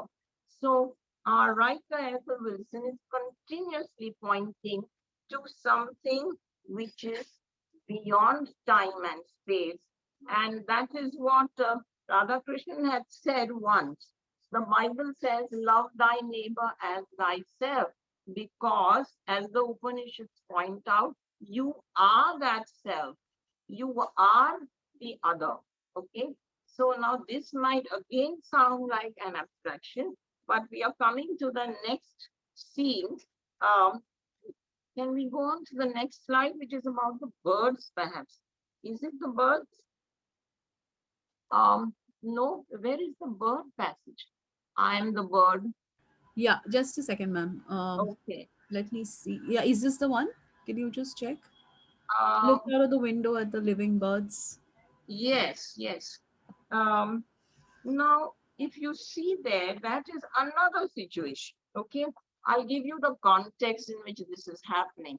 There is the first person narrator, I, over there, who is talking, and she is saying that she has come to visit her sister because she has had a broken relationship, probably broke her engagement, and she is very, very miserable. And so she has come to her sister, hoping perhaps to get some kind of um, consolation or some kind of, empathy. And so it begins with the words, horrible, horrible, do they live? What is she talking about? There is this situation where there are French windows, glass panes, on which birds come, and then sometimes they dash against the glass pane because they don't see them. They are badly injured and they hurt themselves. Okay. And then the gardener heals them. Now she says she suddenly notices the birds, and she said the marks on the glass pane, and asks her sister, what are these about?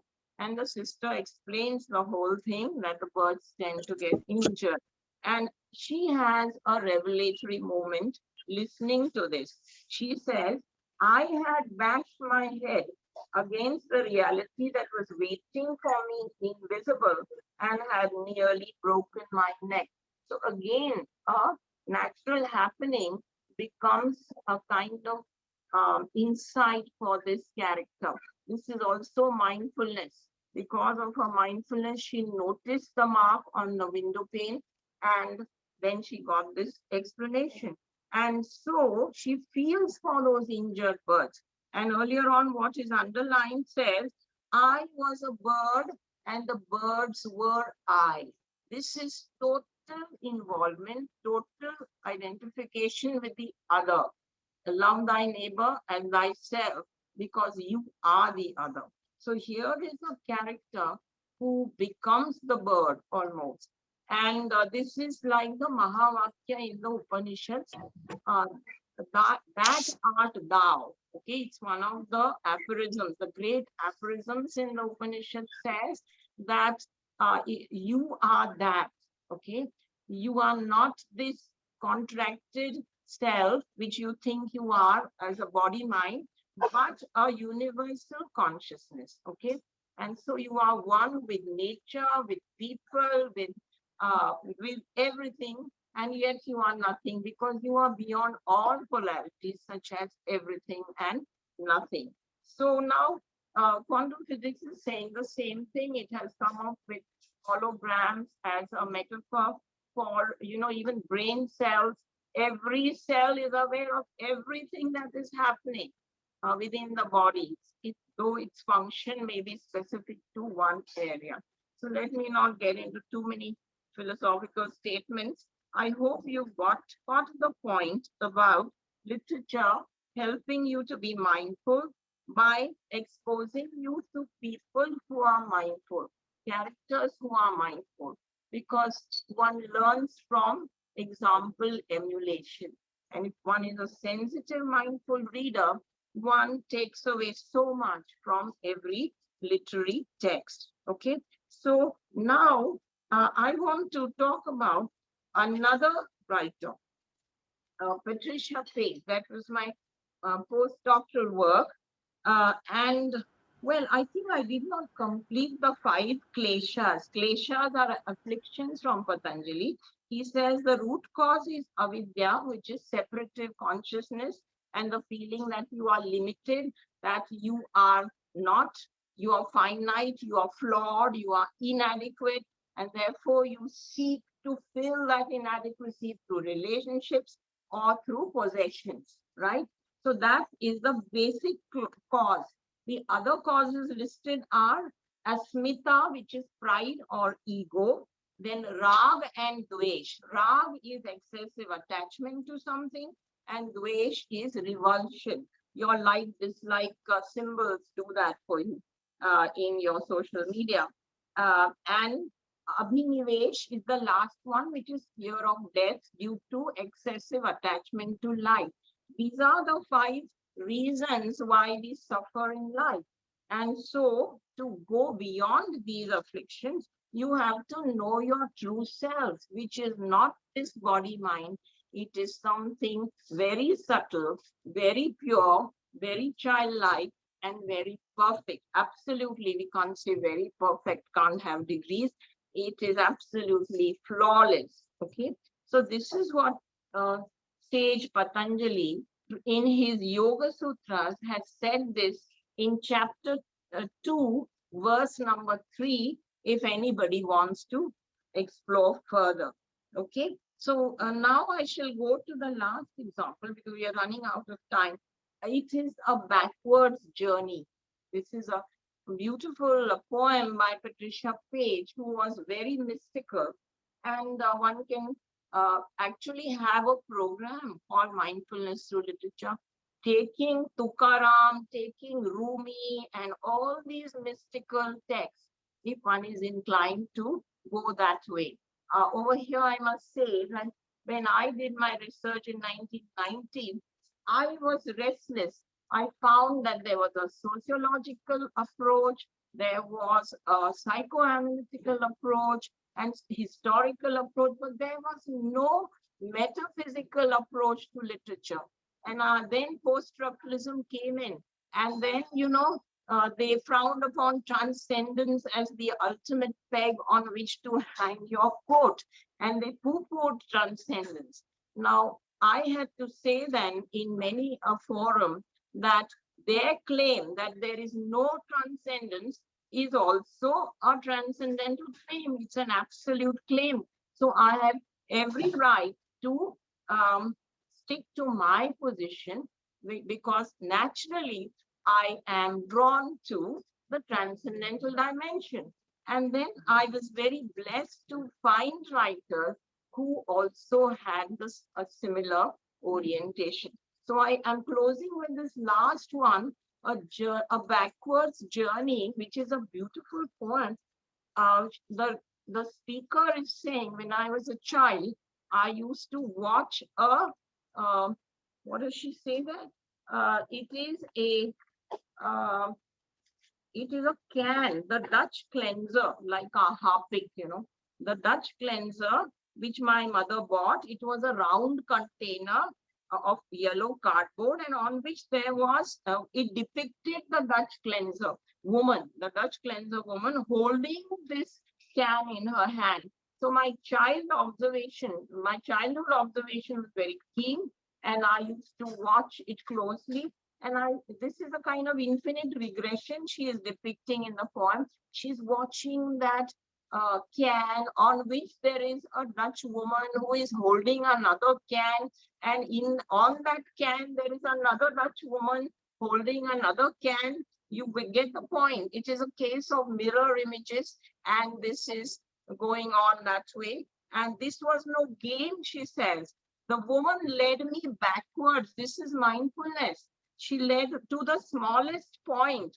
I think I knew that if no one called and nothing broke the delicate jet of my attention, that tiny image could smash the atom of space and time. Now, this is absolute transcendence, The child, we are not saying she has achieved enlightenment, but this is like Tratak in yoga, where you concentrate on one point until the observer is dissolved. The subject and the object, you understand the duality. If you are positioned in the subject and you are watching an object, and if you watch with total presence and awareness, then the I, the viewer, the observer, the sakshi dissolves. And this is one advantage of mindfulness. Okay. So I think this will also give you a kind of ideas of the various possibilities that exist while studying literature if you are interested in the ultimate questions of life. And maybe I should not go on about this, but give you a chance to interact with me now. Would you like to ask questions and tell me if you feel this has been worthwhile, that you can now look at literature in fresh ways, because your webinar also covered alternative pedagogies. I thought I would bring in mindfulness as well as alternative Indian ways. Now, I do not want to problematize the term Indian as post-structuralists would do. Certainly, we are a product of our conditioning, and I did not have all these theories in mind way back in 1990. Later on, someone told me, your research is anti-colonial, you know. You have not taken the tools of Western theories, but I didn't set out to do that. There was no othering that I was talking about there. Okay, so thank you so much, Pearl and Rashmi and Xavier and Rashita and everybody who allowed me to present my point of view. Thank you so much. Any questions? Or has this been too overwhelming, too rapid, and too rushed?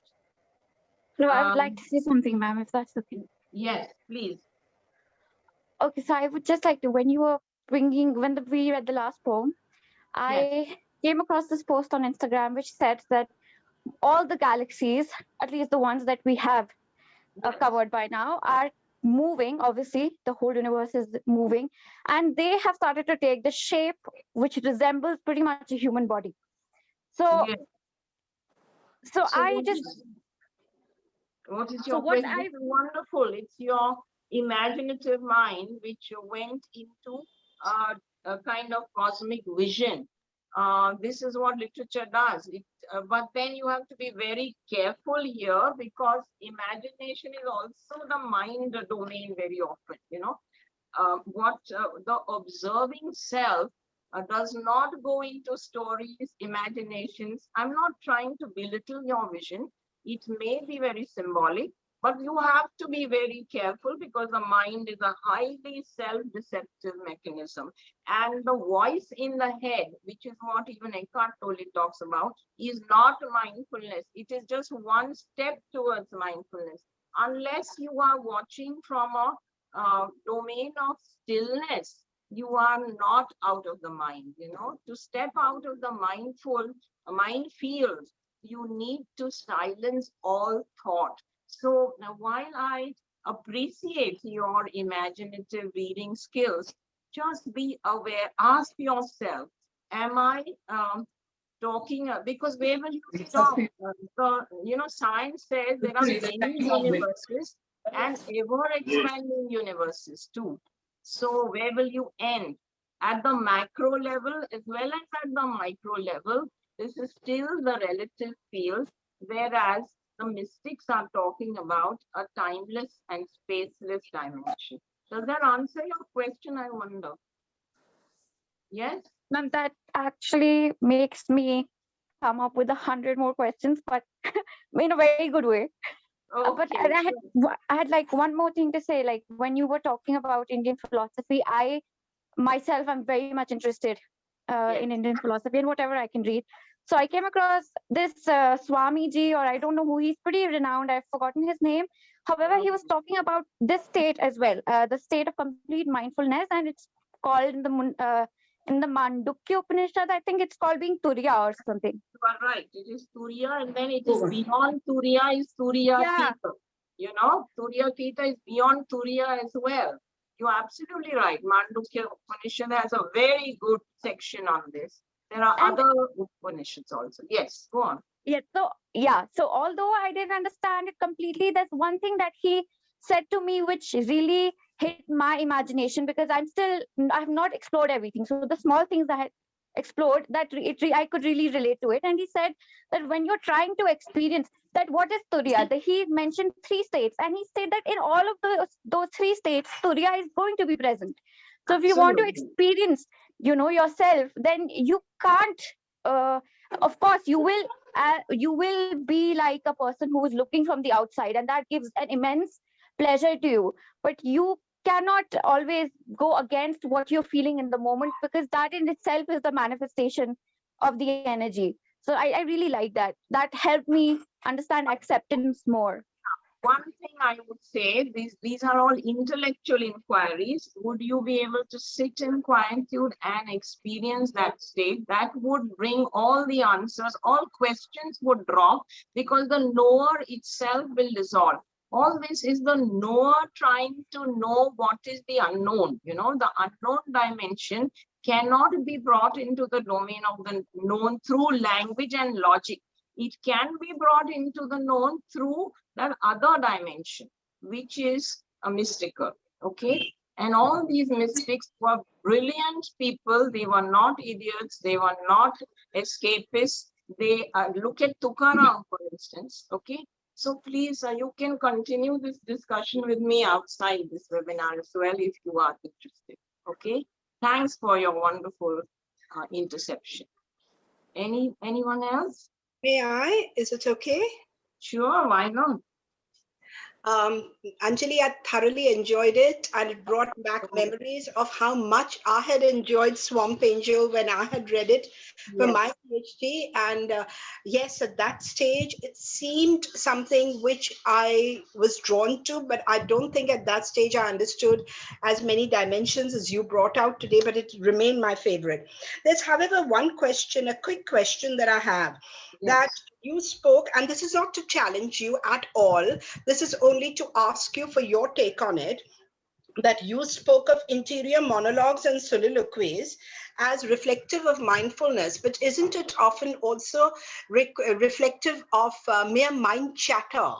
Because if you take an example of Shakespeare's Othello, where every time we have a Shakespeare soliloquy, Iago's soliloquy, for instance, Iago is actually telling us his schemes and all that is going on in his mind. There isn't what you call Tolle's distance to be able to be mindful. So quickly, your take on it. I already answered your question earlier when I said that all mind chatter is only one form of very crude form of mindfulness. That is the first step, the baby step, where you at least have distanced yourself and are aware of what's happening within you. If you hold your hand very close to your eye, for example, you can't see the hand. Unless it is at some distance from it, you cannot see your own hand, okay?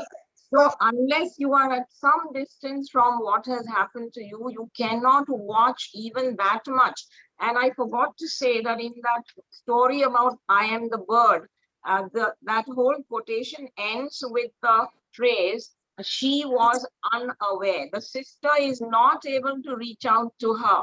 Whereas when she steps out and meets her friend Miriam, love flowed from Miriam without thought, touch, or speech. This is what she has said. So that this is the non-verbal dimension on which communion happens. It is not through language. No, that's perfectly fine. The only question I had was about the interior monologues and soliloquies.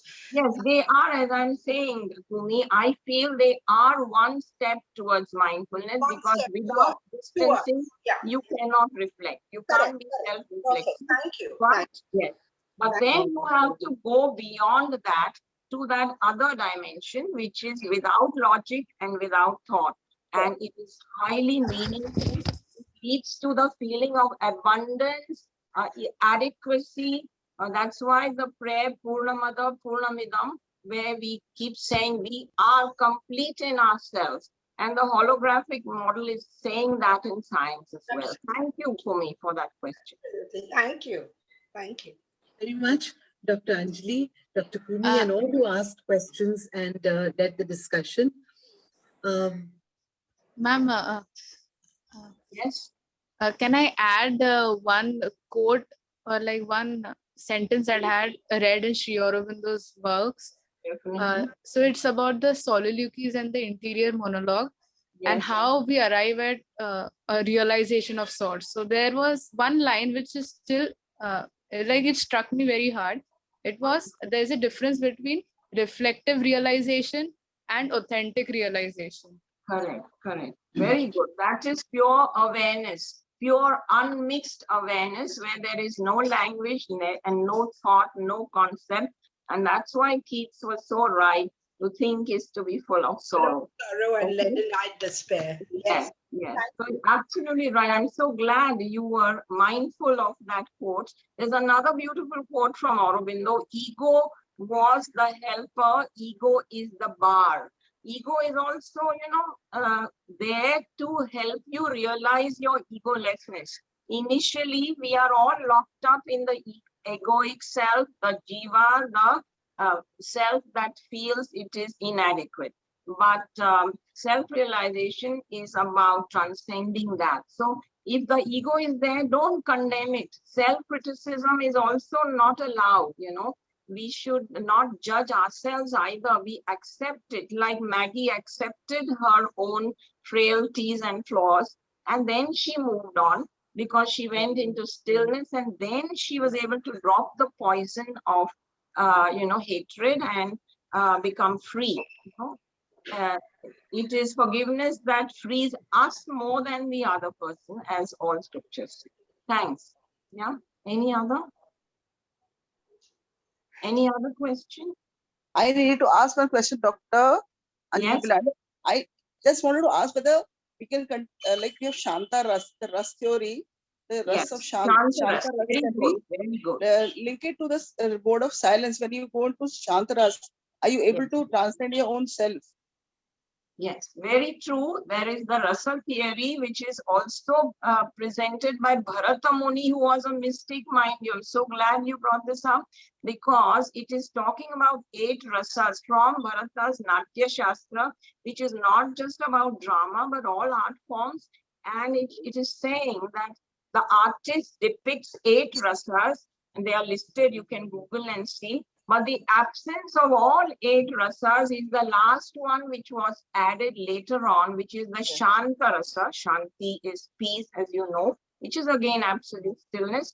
And Abhinava Gupta has commented upon the rasa theory. And I would urge all of you to take these kind of critical tools and apply them to literary texts, even if they belong to another culture. Okay, thanks for that observation. Yes, anyone else? Thank you. This has been so beautiful. So many perceptive observations and questions. Really lovely. Thank you. Yes, I think we are going into stillness, and maybe we are ready to receive Kamala Gopalan's presentation on the scriptures, then Indian scriptures. Are we ready, or are there any more questions? I'm so glad all the questions have ended, because now there'll be stillness. Yes, Rashmi, Pearl? Yes. Thank you. Thank you, Dr. Anjali. Thank you for all who led the discussion and the questions and the thoughts that flowed from there. Yes. And now we are poised to look forward to Dr. Kamala Gopalan's address. And this will be opening up an entirely new dimension, related but new. And so we eagerly look forward to her address. Dr. Kamala Gopalan retired as the head of department of the English department at SIWS College. She was one of the few people to be awarded a professor's position at the time of her retirement. And it is indeed a rare designation. And we're very fortunate to have her with us. Dr. Gopalan's PhD dissertation is titled Representations of the Female Body in the Works of Canadian Women Writers. It was done under the guidance of none other than Dr. Coomi Vevaina. Dr. Kamala has also published numerous articles on a range of Canadian writers of different ethnicities. She has presented numerous papers in international and national conferences and has been often invited as a resource person to refresher courses at the university. She's deeply interested in issues related to diaspora, gender, and marginalized identities. She's currently interested in discourses and readings on the Mahabharata, on the Ramayana, the Srimad Bhagavatam, and the Upanishads for her own spiritual quest. Dr. Kamala Gopalan.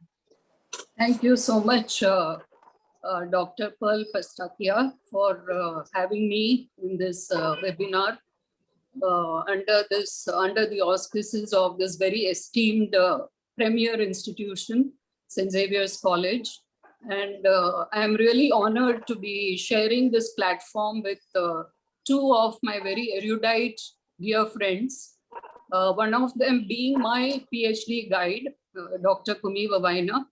And I'm really honored to be sharing this platform with the two of them. And Dr. Bilandi and Dr. Vevaina and I both happen to come from the same batch of MA students of the Bombay University. So that's another thing that makes me feel very good to be part of this session today. At the outset, I would like to just say two things. One is that I am by no standards an expert on the Shastras. I have just begun to enter this domain, and I find it so very absorbing that it's very difficult for me to give up reading or listening to discourses, various interpretations on our Shastras. And it's maybe today when I look back, it's not a very far cry from the topic of my research, because the body is the starting point for all our explorations. So I don't see any contradictions in what I'm doing now with what I did some years ago as a research student.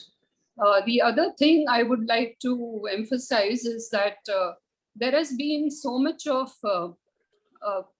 petty politics, I would say, about different religions and so on and so forth that keep us divided.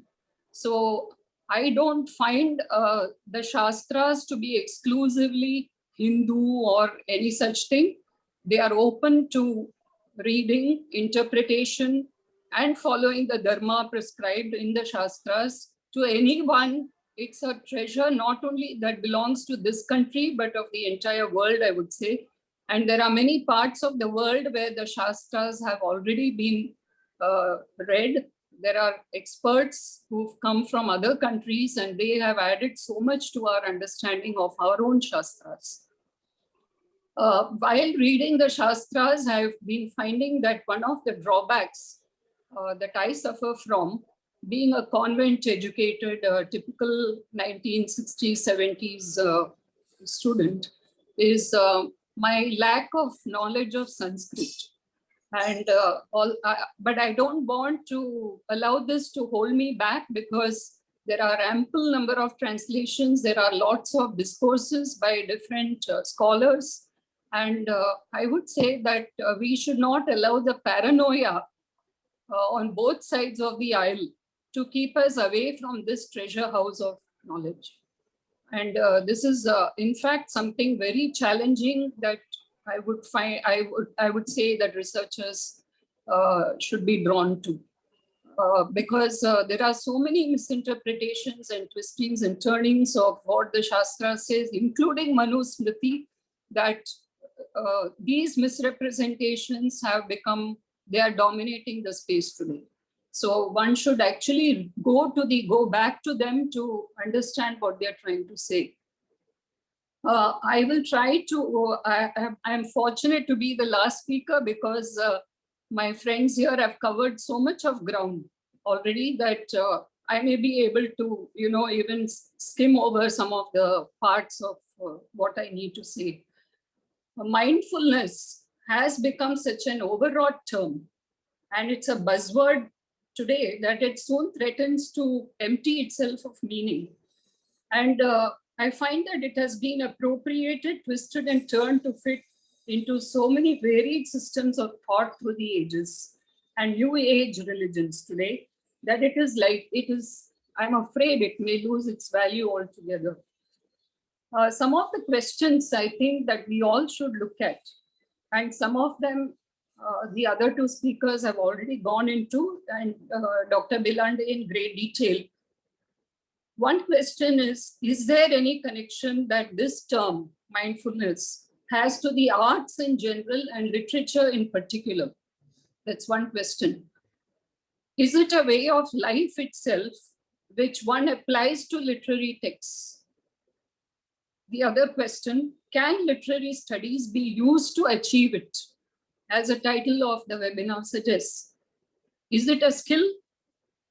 Can there be an osmotic relationship between literature and mindfulness, each one impacting the other? These are some of the questions that need to be explored. I'm not saying that in this short time, I'll be able to explore all these.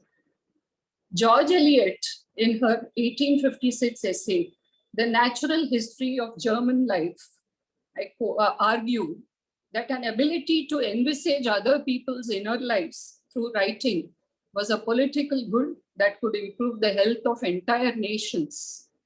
I think this is a very, very significant statement, because she was apparently connecting three different values here: that of inner lives, writing about them, and social good.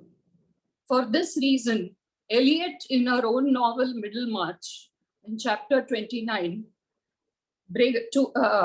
she asks, why always Dorothea, turning away from her bright and beautiful main character to insist that Casaubon, the old, uninteresting, dull person who was married to Dorothea, also had an intense consciousness within him and was spiritually a-hungered like the rest of us. I thought this is a good starting point for what I need to say. At the outset, I would like to dwell on mindfulness, something of its origins, which Dr. Vevaina has already gone into it, but something which I could gather from the scriptures so that we can understand the full scope of this term and thereby create a deeper understanding and perhaps see its relation to literature. One can look at Rig Veda and find the term dhyana that is used in a Vaidiha way. Vaidiha coming as an adjective from Vedas. I'm using deliberately the word Vaidiha and not Hindu, because I think that Hindu is a British term for a group of people who lived in very diverse ways and who probably who kept following the Sanatana Dharma, which is a dharma which is supposed to have been universal dharma. So that is why we didn't ever have a name for the religion, because it was just a way of life. So later on, the conquerors, imperialists had to coin a term to point out to certain groups of people within the country who were following this particular Vedic way. So in the Rig Veda, we find that it is not in the early Rig Veda texts, but we find it in the Upanishadic literature, starting with Chandogya Upanishad, where it's actually used to refer to self-directed awareness and unifying yoga process by which the yogi realizes the self, that is, we can say Atman or soul, one's relationships with other human beings, other living beings, not just human beings, and ultimate reality. The origins of this term lie somewhere in the Sramanic movement of ancient India, which was actually called Bharatavarsha, which was pre-Buddha and pre-Mahavira, that is pre-6th century. The way dhyana was used should not be confused with a simplistic meditation ritualistically done, promoted by a lot of New Age gurus. The root word here is D-H-I, which is the earliest layer of the text of the Vedas, referring to imaginative vision. And it was associated with goddess Saraswati, who in turn is associated with, as we all know, knowledge, wisdom, and poetic eloquence. The last one is noteworthy for its direct reference to literature. To distinguish dhyana from dharana, dhyana is a state of mind and dharana is a process of mind. Adi Shankara in his commentary on Yoga Sutras distinguishes dhyana from dharana by explaining dhyana as a yoga state where there is only, I quote, the stream of continuous thought about the subject, uninterrupted by other thoughts of different kind for the same subject. Dharana, states Shankara, is focused on one object, but aware of its many aspects and ideas about the object. He adds that the state of meditation preceding dhyana is called dharana. Dharana means holding on. Dharan karna, receptacle, holding on, fixing focus on the tip of the nose, the breath, etc. Dharana is often what we are doing when we do close textual reading. Studying the features, recurring tropes, and stylistic devices in a text requires intense dharana. We reach out to larger meanings and inferences, assembling our perceptions to point to deeper observations and experiences that it leads us to. The practice of dharana, dhyana, and samadhi together is designated as samayama, that is holding together in Patanjali's Yoga Sutras, which Dr. Bhelande has been referring to quite a bit. And this seems to be almost reminiscent of the state of epiphany for the writer, definitely, hopefully for the reader too. Dharana can thus be a very good critical tool to become aware of all the aspects of the object, the text in this case. When a reader focuses on a text to the exclusion of all else, for example, even comparisons with others or one's own life experiences or that of the writer, he is able to decode the finer nuances of it, the intended meaning, and even layers of interpretation in close textual reading. Understanding symbolism, the ability to deconstruct a text, negotiate contested concepts, reading extended metaphors are all enabled by this process.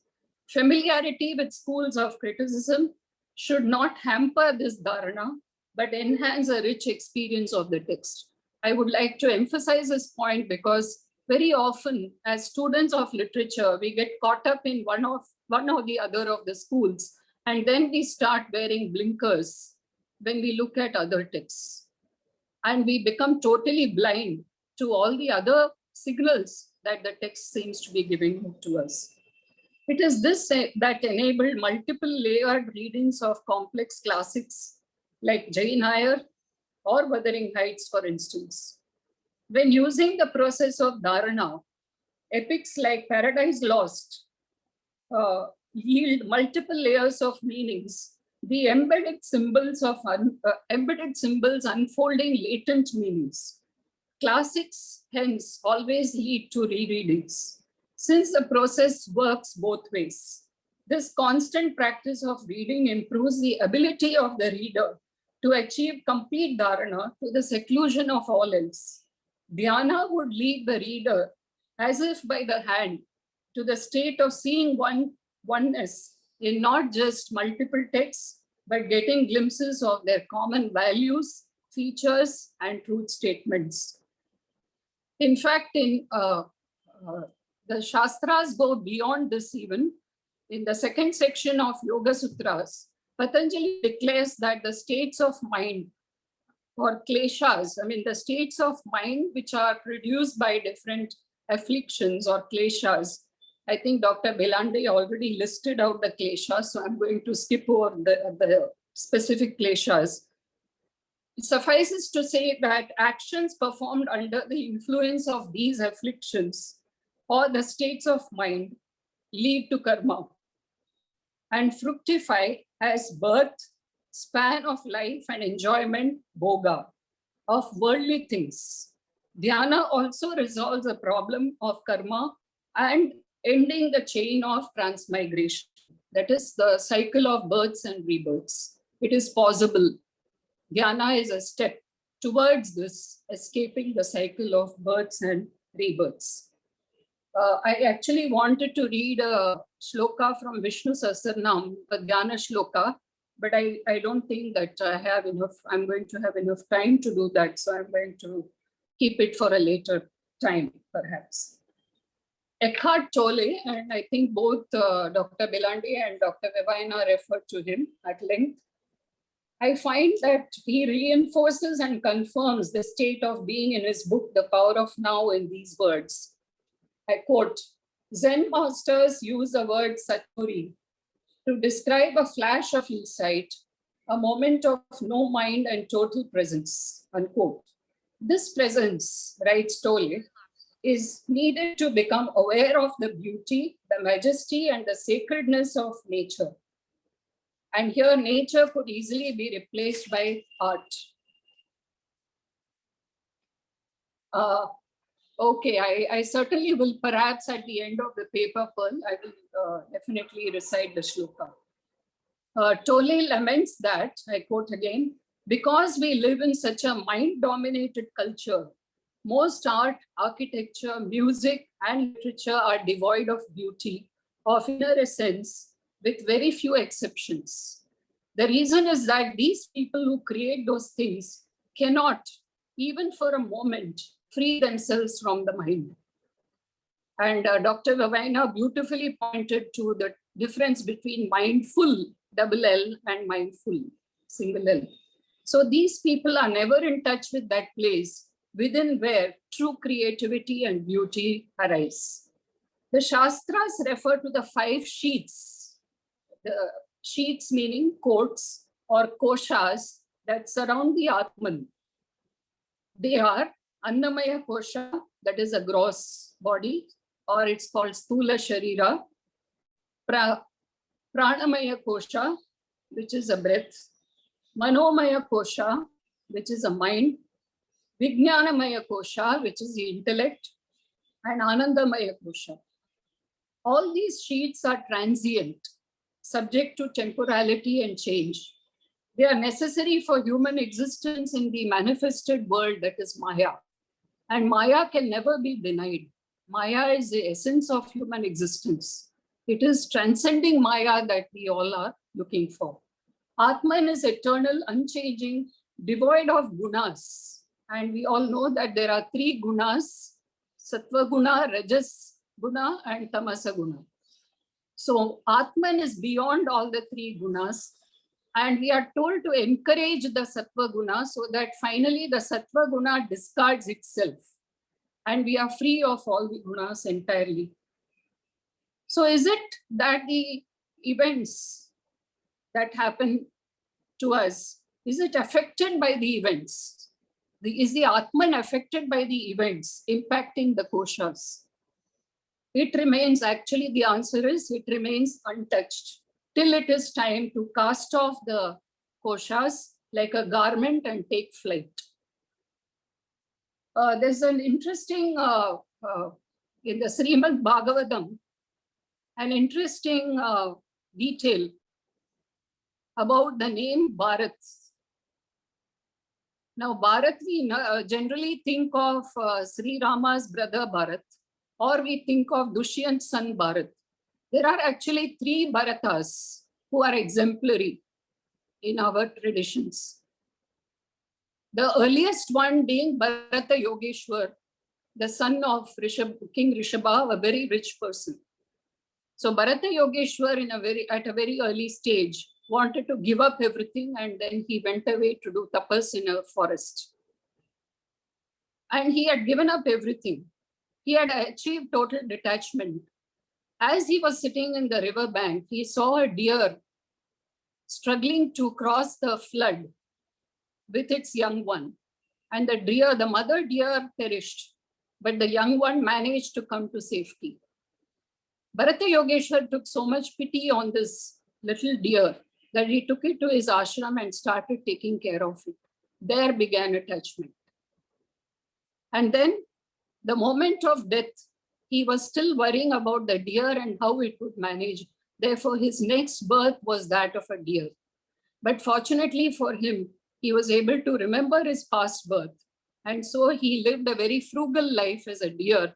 And soon he had to take one more birth as a poor Brahmin in a family. And in this birth, he's called as Jada Bharata. Jada meaning totally oblivious. He was oblivious to all the indriyas or his senses. He would not talk to people. He would not interact. He was in total silence, as we have been just talking about silence, totally still, but doing all the manual work possible for everyone who asked. Finally, he had to carry the king of the land. And then the king noticed that suddenly the palkin would be placed down, and people, he started getting very angry and asked why they were placing the palkin down. And everybody blamed this Jada Bharata. He kept quiet until the king started noticing that he was a Brahmin by birth. He had a thread and he was still doing manual work. And you know that there were the Varnashramas prevalent at those times. So he started asking him some very metaphysical questions about the Atman.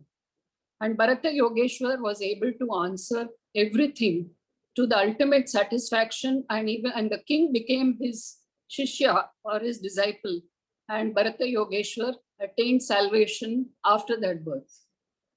A very interesting story. So we know why our country is named after these exemplary people.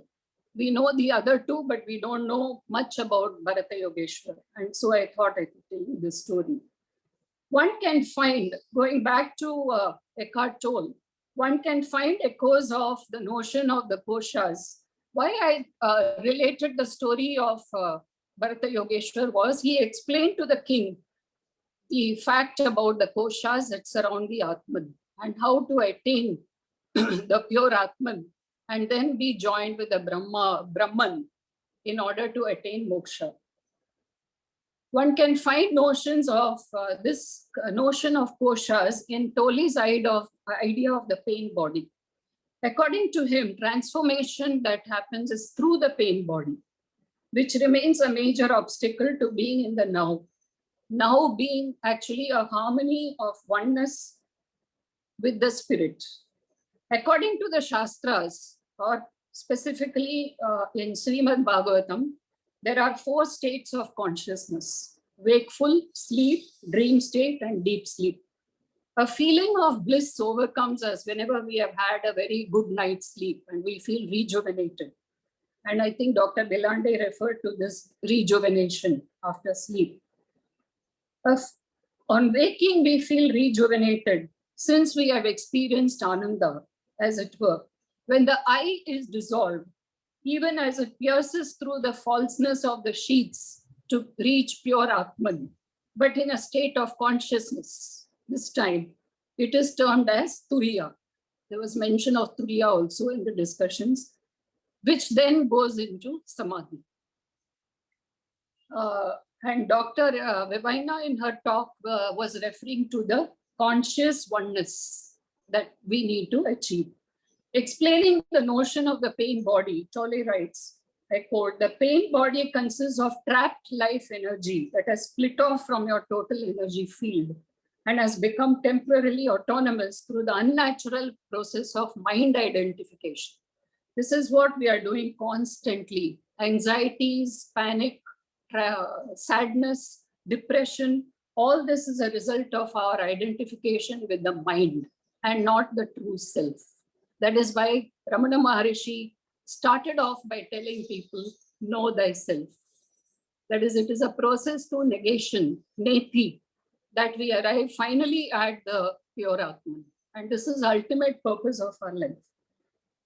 Confessional poetry of poets like Anne Sexton, or a novel like Canadian writer Audrey Thomas's Mrs. Blood could be read in this light. There is an obsession with death, suicide, and blood in both their works. The writers dwell incessantly on negative, even morbid emotions, that drag them relentlessly into a dark abyss. There is a refusal to see light and no respite from a narcissistic dwelling on the pain body with all the blood, gore, and futility of existence itself. There is a systematic shredding of hope of any kind. In both the writers, there seems to be an identification with the pain body and a dissolution of consciousness itself at this level. This is not to be compared with Turiya. This is totally in the opposite direction. Referring to the protagonist Isabel in Audrey Thomas's Blown Figures, I have written in my own thesis, which is now published into a book. I quote, "She regresses to the state of primary identification or narcissism. Isabel's growing inner chaos is reflected in the gradual fragmentation of the narrative with its empty chapters, one-liners, and seemingly random selection of news and things included. In contrast, the poet, Canadian poet Penkem, in her collection of poems titled Binding Twine, rooted in her sheer body experiences, tells the story of Kemp's devastating custody fight for her children. There is pain in the raw, yet the personal is universalized and transcended, as the following lines depicting domestic violence demonstrate.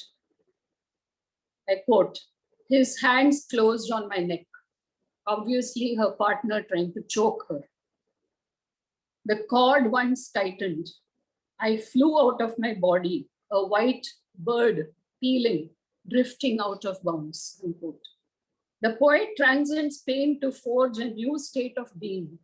In this quest for spiritual rejuvenation entwined with the need for survival, the poet achieves a stasis in a higher state of consciousness where both are achieved. As a reader, the poet's expression of his or her pain body should not make one associate with one's own pain body, but yet read the text with empathy. If this association happens, that is, if we associate with the writer's pain body, it can sweep away our dharana. That is our ability to read the text as good critics. This dissociation of sensibilities on the part of the reader is necessary for a deep understanding of the text. Eckhart Tolle refers to the concept of the collective pain body in the following words: "The pain body usually has a collective as well as a personal aspect. The personal aspect is the accumulated residue of emotional pain suffered in one's own past. The collective one is the pain accumulated in the human psyche over thousands of years through disease, torture, war, murder, cruelty, madness, and so on. There are different strands in the collective pain body. For example, certain races or countries in which extreme forms of strife and violence occur have a heavier collective pain body than others. In fact, this led me immediately to think of the collective female pain body. The constant identification of the personal pain body with the collective can take energy out, according to Tolle, preventing one from reaching the presence. The notion of the pain body reiterates the koshas to be traversed to reach the pure state of being of Atman beyond dualities. The collective pain body is evident in most forms of protest literature, the best examples being feminist text, Dalit writing, and writing by women of color, both in the West and their native countries. A host of African writers have documented the experiences of the personal and the collective pain body. However, some writers are able to transcend the personal or collective pain body and arrive at an evolved state of being, almost like swords, purified and sharpened by running them through fire. On this account, they have managed to maintain their individual voices above the collective cause. Having achieved mindfulness without losing the self in the collective din, this can easily happen. In a collective cause, you can lose your individual self, being swept away by the rhetoric of different groups. They have made their mark, these writers have made their mark as writers as well. Alice Walker, the iconic Afro-American writer in a classic novel, Color Purple, is already in conversation with God when unraveling Cilly's, the main protagonist, Cilly's pain body and the torturous process of growing up. In her novel, the sequel to this Color Purple, Temple of My Familiar, Cilly finds happiness and harmony with Shug Avery, her husband's former mistress. Shug is a catalyst for Cilly's evolution. They in turn become role models. They become the role models, carrying the message of love and self-dignity for the community. The writer becomes an archaeologist, delving into the community's glorious past. The community in Africa was in the harmonious presence of the divine and nature. This process helps these writers to move beyond the pain body into a wholesome, happy presence. For writers like Canadian poet Novelist, the collective pain body is needed to strategically draw society's attention to the race's painful past. She points out that memory is more than nostalgic memory. It has a kinetic quality to it, an energy to it. Since their racial memory, including language of the distant past, was wiped out, the collective pain body becomes their identity. Philip refers to the body's intelligence, interestingly, and the mind as a part of the body, thus rejecting the Western body-mind dichotomy. The notion of the body itself acquires nuances never before thought of in the works of writers like Novelist Philip. In her oeuvre, the body, text, history, and memory are interlaced to recover the splintered self of the Black female subject. Her poem, particularly her poem, The Catechist, which describes a Black girl's first communion, shows that traditional religion failed to resolve the contradictions, confronting her by way of religious tenets and the realities of her lost self. There is a long and arduous journey the poet undertakes to deconstruct the oppressive language imposed on her by Western patriarchy, and then forge a new language she can own. She is then able to retrieve the ancient lost wisdom of her tribe, which had lived in harmony with nature. This collection of poems traces a trajectory of the poet's epic journey from the fragmentation of self and splintered cultural identity, arising out of the pain and trauma of the colonial experience of loss, to achieving wholeness and integration with the language of her own.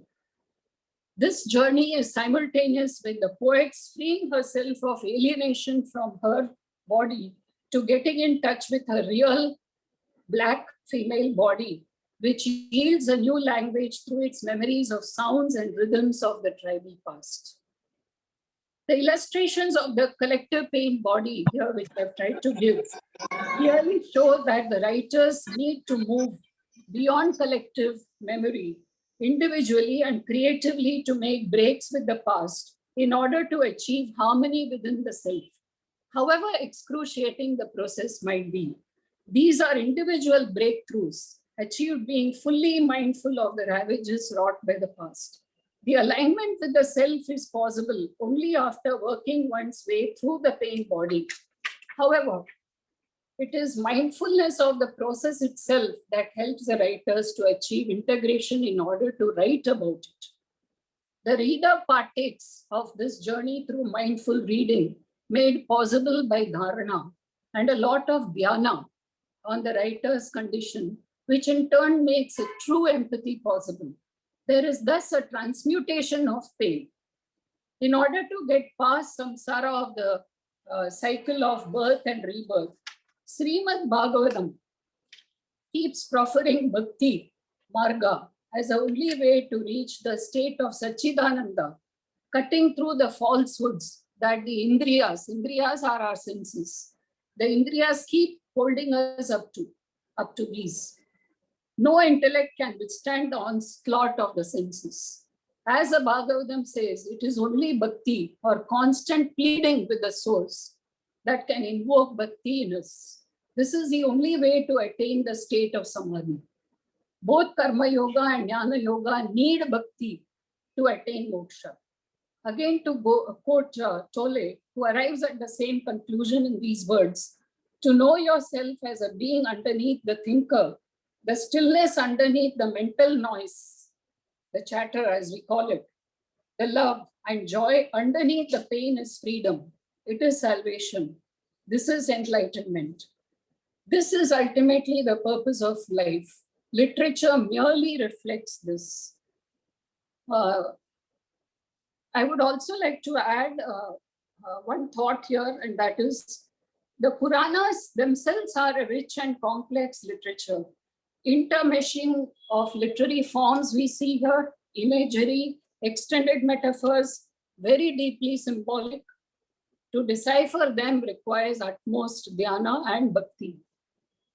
The great playwright, Sanskrit playwright Kalidasa achieved this. In fact, he was endowed by Goddess Saraswati herself to be able to do this.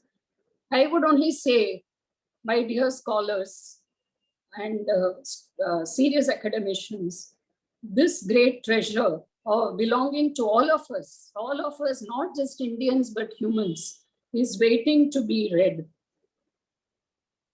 In fact, when you read them, the literary skills will be challenged and honed. And the Shastras, you may say, why are you going to Shastras now at this point? But Narada, the great Rishi, while advising some aspirants, spiritual aspirants, had this to say. He said that he compared the Shastras to Hamsas. You know who's a Hamsa? That is a swan. A swan is able to distinguish milk from water and separate milk from water when it is given to drink. So the Shastras are like the swans who help us to separate out the milk from the water and take in the essence in order to achieve our ultimate goal in life, which is salvation, which all of us are actually looking for. With this, I conclude what I wanted to say. And if you have time, I can read the Dhyana Shloka. I certainly will read the Dhyana Shloka, and I'll explain to you why shlokas are given for Dhyan. In fact, they never had practices like focusing on a point or focusing on your breath or focusing on the tip of your nose. They would focus on divinities. The ancients would focus on divinities. And even in focusing on divinities, they had a way of doing it. And this shloka actually brings it out. I'll read out to you. Shirodanvat Pradeshe Sushimani Vilasat Saikate Muktikanam Mala Klipta Sanastas Padihamani Nibair Muktikair Manditangaha Shubrai Rabrai Radabrai Rupari Virachatair Muktapi Yushavarshahi Anandina Punya Darinalingada Shankapanir Mukunda Bhupadahu Yasyana Birvyada Suranilash Chandra Surya Chanetre Karnavasha Shirodbhaurmukhamapi dhano yasya vasteyamabhihi antastam yasya vishvam suranaragauboho vidantarvadaityahi chitram ram ramyate tam tribhuvana vapusham vishnum isham namami. This is nothing but dwelling on Lord Vishnu, going from his foot, the charan, to various, the nupur he wears, to his strong legs, to his manly thighs, to the waistband, to the pitambara that he is worn, to his gem-studded bangles, to his armlets, amulets, to his necklaces, which bears a kaustubh stone, and then on to his face, the beautiful face of Lord Vishnu. When people ask what is a way to meditate, I'm not saying this is the only way to meditate, but this is certainly one of the ways that one could try and meditate. Maybe initially you'll keep a picture in front of you, but later this will get embedded in your memory and you'll be able to recall slowly. That is why I personally, if you ask me, I don't like to meditate on shunya. I would like to meditate on divinities. And this divine God, Lord Vishnu happens to also be my Ishta Devata. So each one of us will have an Ishta Devata. So we can meditate on our Ishta Devatas, and there are shlokas for all Devatas. There is sloka for meditating on Ganesh. There is sloka for meditating on a Saraswati. Or even if you say the Gayatri mantra, it can calm you and spread positive vibrations, not only for you, but for the entire house and to people all around you. And this is just the beginning of the spiritual journey for all of us. Thank you so much for having me. And it was a pleasure to be part of this. And especially it was so comfortable having my two friends here who I know will understand, all that I'm trying to say. Thank you so much.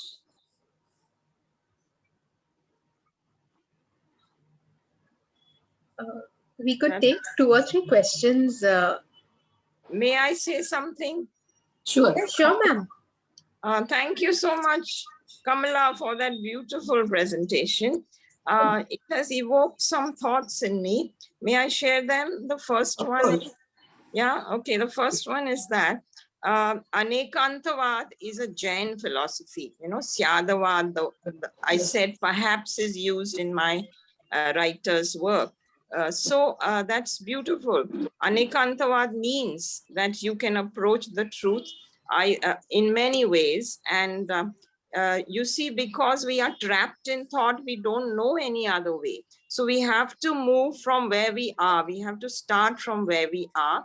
And certainly the relative world, as I said, the ego was the helper, ego is the bar. Yeah. You have to begin from where you are. You can do namasmaran, for example, people chant the Lord's name, yes, and so forth. So that Jain philosophy should be, examined. It's very profound. It says Anekanta means plural approach. Yeah.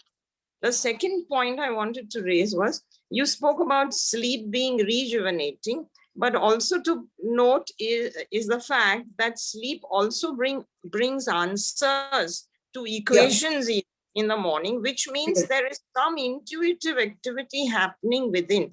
And as students and researchers, this dimension therefore should be enhanced and addressed. And the third point I wanted to make was about the artist. You beautifully depicted, dimensions of artists who transcend, So in this respect, both Bharatamuni and others, even Aurobindo, they say that, and my own guru, Dada Gavan, has a chapter on this in a book called Beyond the Mind. The artist always gets his inspiration or her inspiration from the source, which is that unknown dimension. And if you can tap that, if you can go back to that, your art blossoms. And otherwise, it is a trap because you become the doer. And many artists become arrogant and proud because they feel they are the originator of that art. So I really appreciate the way you brought out degrees of selflessness and transcendence in artists. And really, Bharata's Natya Shastra should be examined closely because it's talking there. Okay, thanks. I also would like to talk about, since you mentioned invoking the names of gods or dwelling on the images of gods as a starting point. This is also what the Shastras say, that you start with Dvaita, that is, you have the I-thou relationship. You start with Dvaita because as human beings, we are so used to interacting with the other. So indeed, we have no choice. We are trapped in Dvaita, So but even Dvaita is sufficient with Bhakti in order to achieve your salvation. That may be like Ramanujacharya or Madhvacharya have attained salvation through Dvaita path. Yes. Adi Shankara has achieved salvation through the Advaita path. So both these paths actually merge at a certain point. Yeah, there is no self. As you say, the self dissolves. Yes. When the self dissolves, there is no I and you left. And there is there is shunya there, it is void. Approach through various paths, it is the same thing that is achieved. What but I won't agree with the Shunya concept. I think, Anjali, I have to differ with you there. Okay, you have because I feel when there is an emptiness, that is only the time when divinity can fill in the space. Yes. Once you achieve the thoughtless, yes. This is beyond all polarities, like, empty and full are also polarities. That experience is beyond that polarity as well. Even silence is not the absence of noise. It is a third dimension. It's a transcendental dimension, which we cannot speak about through logic and language. This is my understanding. You can only realize it through stillness. May I just add? Yes. This is again something which Eckhart Tolle so eloquently talks about in his work, Stillness Speaks. Yes. Where actually the dancer and the dance become one. There is no separate dancer and there is no separate dance like in Sufi dancing. Is it okay for me to make a quick observation? Very quick observation? Sure, ma'am. Sure. Please go ahead. There was a question which cropped up in the chat box during my presentation, and I want to link it to what Kamala has said during her beautiful presentation. The question was that, doesn't art come out of a lot of conflict? And I would say that, yes, indeed it does, because if it depicts a human condition, it needs necessarily to depict conflict. But as Carl Jung, the great psychologist, said, that everything. Sorry, am I clear? Am I being heard? Yes. Yeah. So as Carl Jung, the Swiss psychologist, very pertinently observed, everything of human creation has a shadow side and an ego side, an ego shadow side and a spiritual side. So perhaps we have to go through all of that to understand all of that in order to move to the most spiritually oriented literature. Though, of course, there is no stage in life like after 30 or after 20 or anything like that. But there is a lot of literature which is distinctly very dark. And I can just give a very quick example. I forget the name of the song, but there was a song which was extremely popular in the 90s. And that's people started noticing that young people in a certain small village in Ireland were committing mass suicides. And it was traced to a song which glorified suicide. So we can't say that all of art and all of literature is going to lead us to salvation and mindfulness. No. It can't be like that, because just, I mean, though Gandhiji's phrase, be the change to see the change, has become a cliche, all change is not for the good. The Dalai Lama points out that it's not only action and vision which is good, but it's positive action and positive vision. So, I mean, literature will offer you this gamut, what you pick from it, how you work your way through it. Maybe at times you do need to read conflict literature. If you have been raped, for instance, it's amazing to read 30 Days of September. But then again, moving out of it to a higher state of awareness where there is peace and silence within you. That is what literature offers you. So it gives you a buffet. It gives you all. Thank you very much. I won't say more. Thank you, Kamala. Lovely. Both Kamala and Anjali. Thank you, dear. Just one little intervention. The beast is within us, and exploring the demon is very important, isn't it? The night of the soul, before we transcend and arrive at stillness. So that literature also has its value, because it's exploring the demonic side. We cannot hear you. And there is no one point where you've really understood that beast within you. The beast will show different faces at different times. And that is your journey of life. Yes. I think mind cannot. If I could just intervene there, I think the Shastras also talk about the three gunas, which are always trying to balance. So the tamas, we all have tamas. For example, if you sleep for, at an ungodly hour, or you're sleeping for 10, 12 hours a day, these are very tamasic qualities. So in the same. Yes.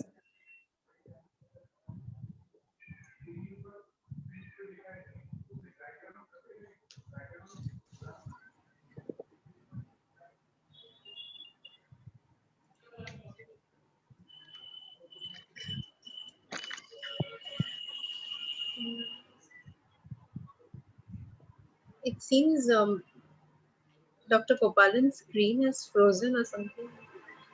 Kamala ma'am, we are unable to hear you.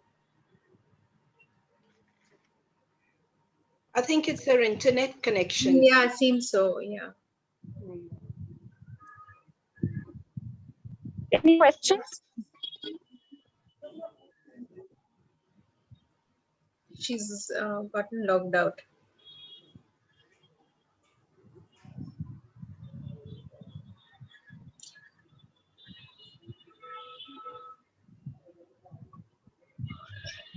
While we wait for Kamala ma'am to come back to the meeting, I would like to invite Ms. Toshita Sahani, and she is a TY student. She'll be proposing the vote of thanks. Toshita?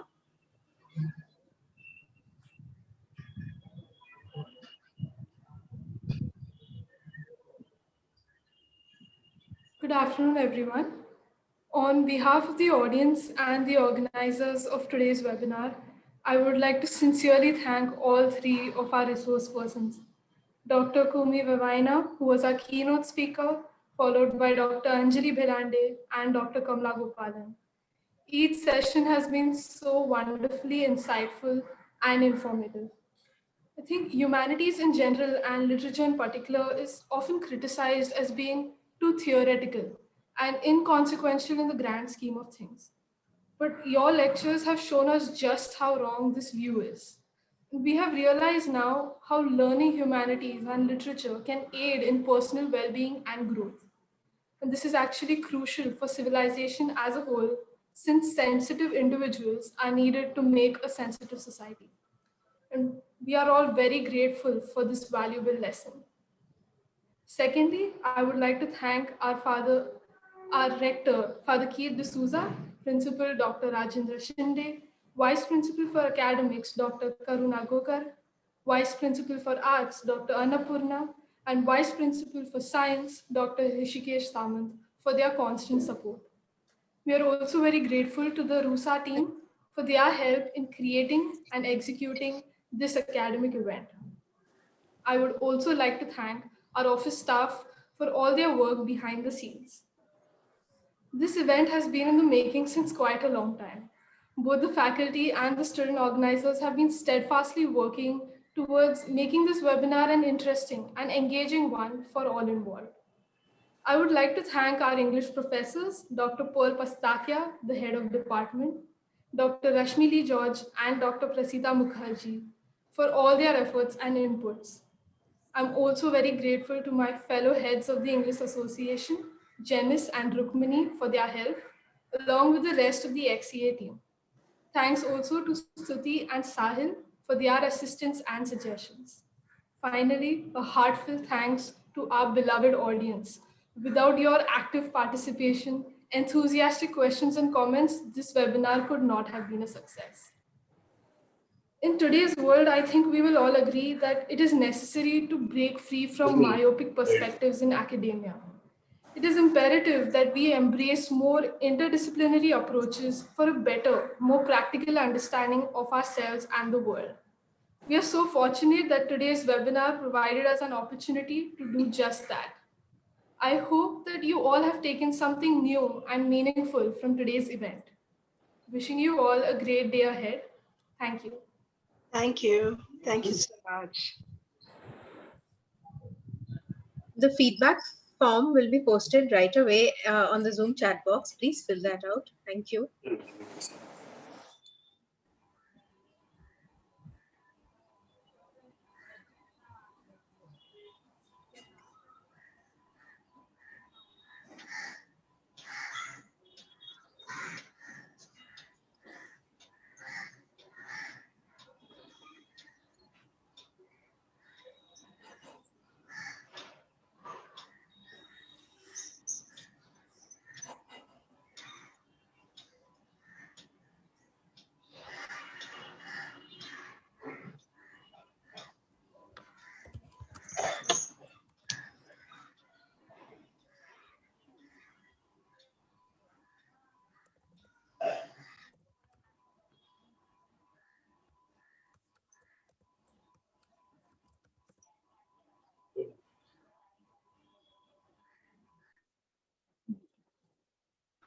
Before we end this meeting, I would like to request the speakers as well as the professors and my fellow organizers wish to take a group photo via screenshot. So if you could please put your videos on, we would really like that.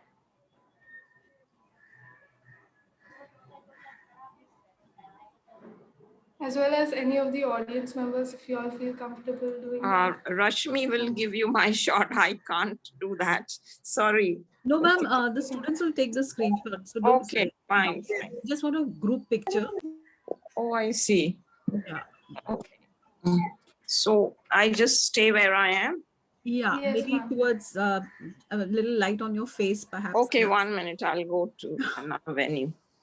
Okay, where there's more light. Is this better? I think so. Yes. Oh.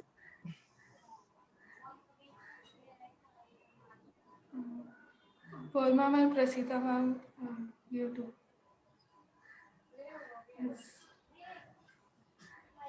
Is this all right?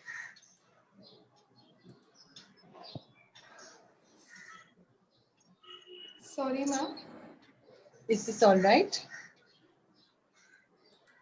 Yes, just once again, I'm just moving you to the front of the screen.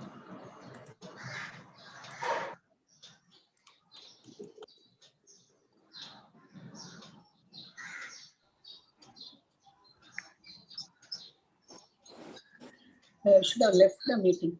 Should leave the meeting. Tell us when we are done. Just 5 seconds.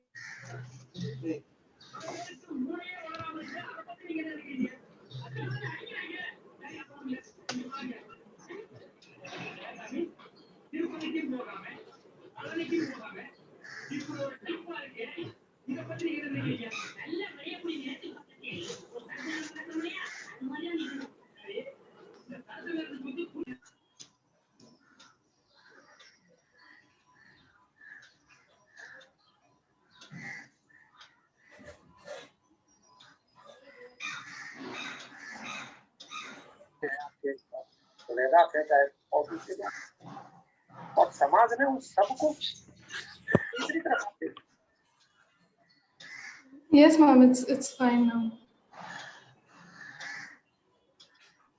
Thank you. Thank you. Thank you very much.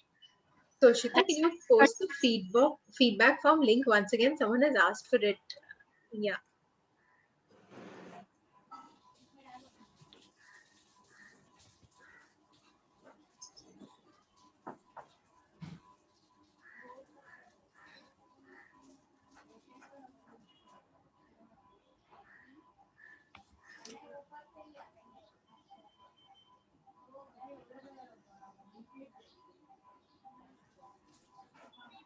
Have you taken this picture? Can I leave now? Rashmi? Yes, ma'am, I think we have taken the picture. Okay, because I was offline. I don't know what I did. I bungled. Thanks a lot for all your efforts, all of you. Beautiful session. It was nice to have that informal last-minute panel discussion. Okay. But the participants couldn't get a chance to talk. That was sad. Maybe they can write in, no? The Kamalas. Yeah. Okay then. Thanks a lot. Yeah. Bye. Bye. Thank you so much for the session, Pearl ma'am, Rashmi ma'am, and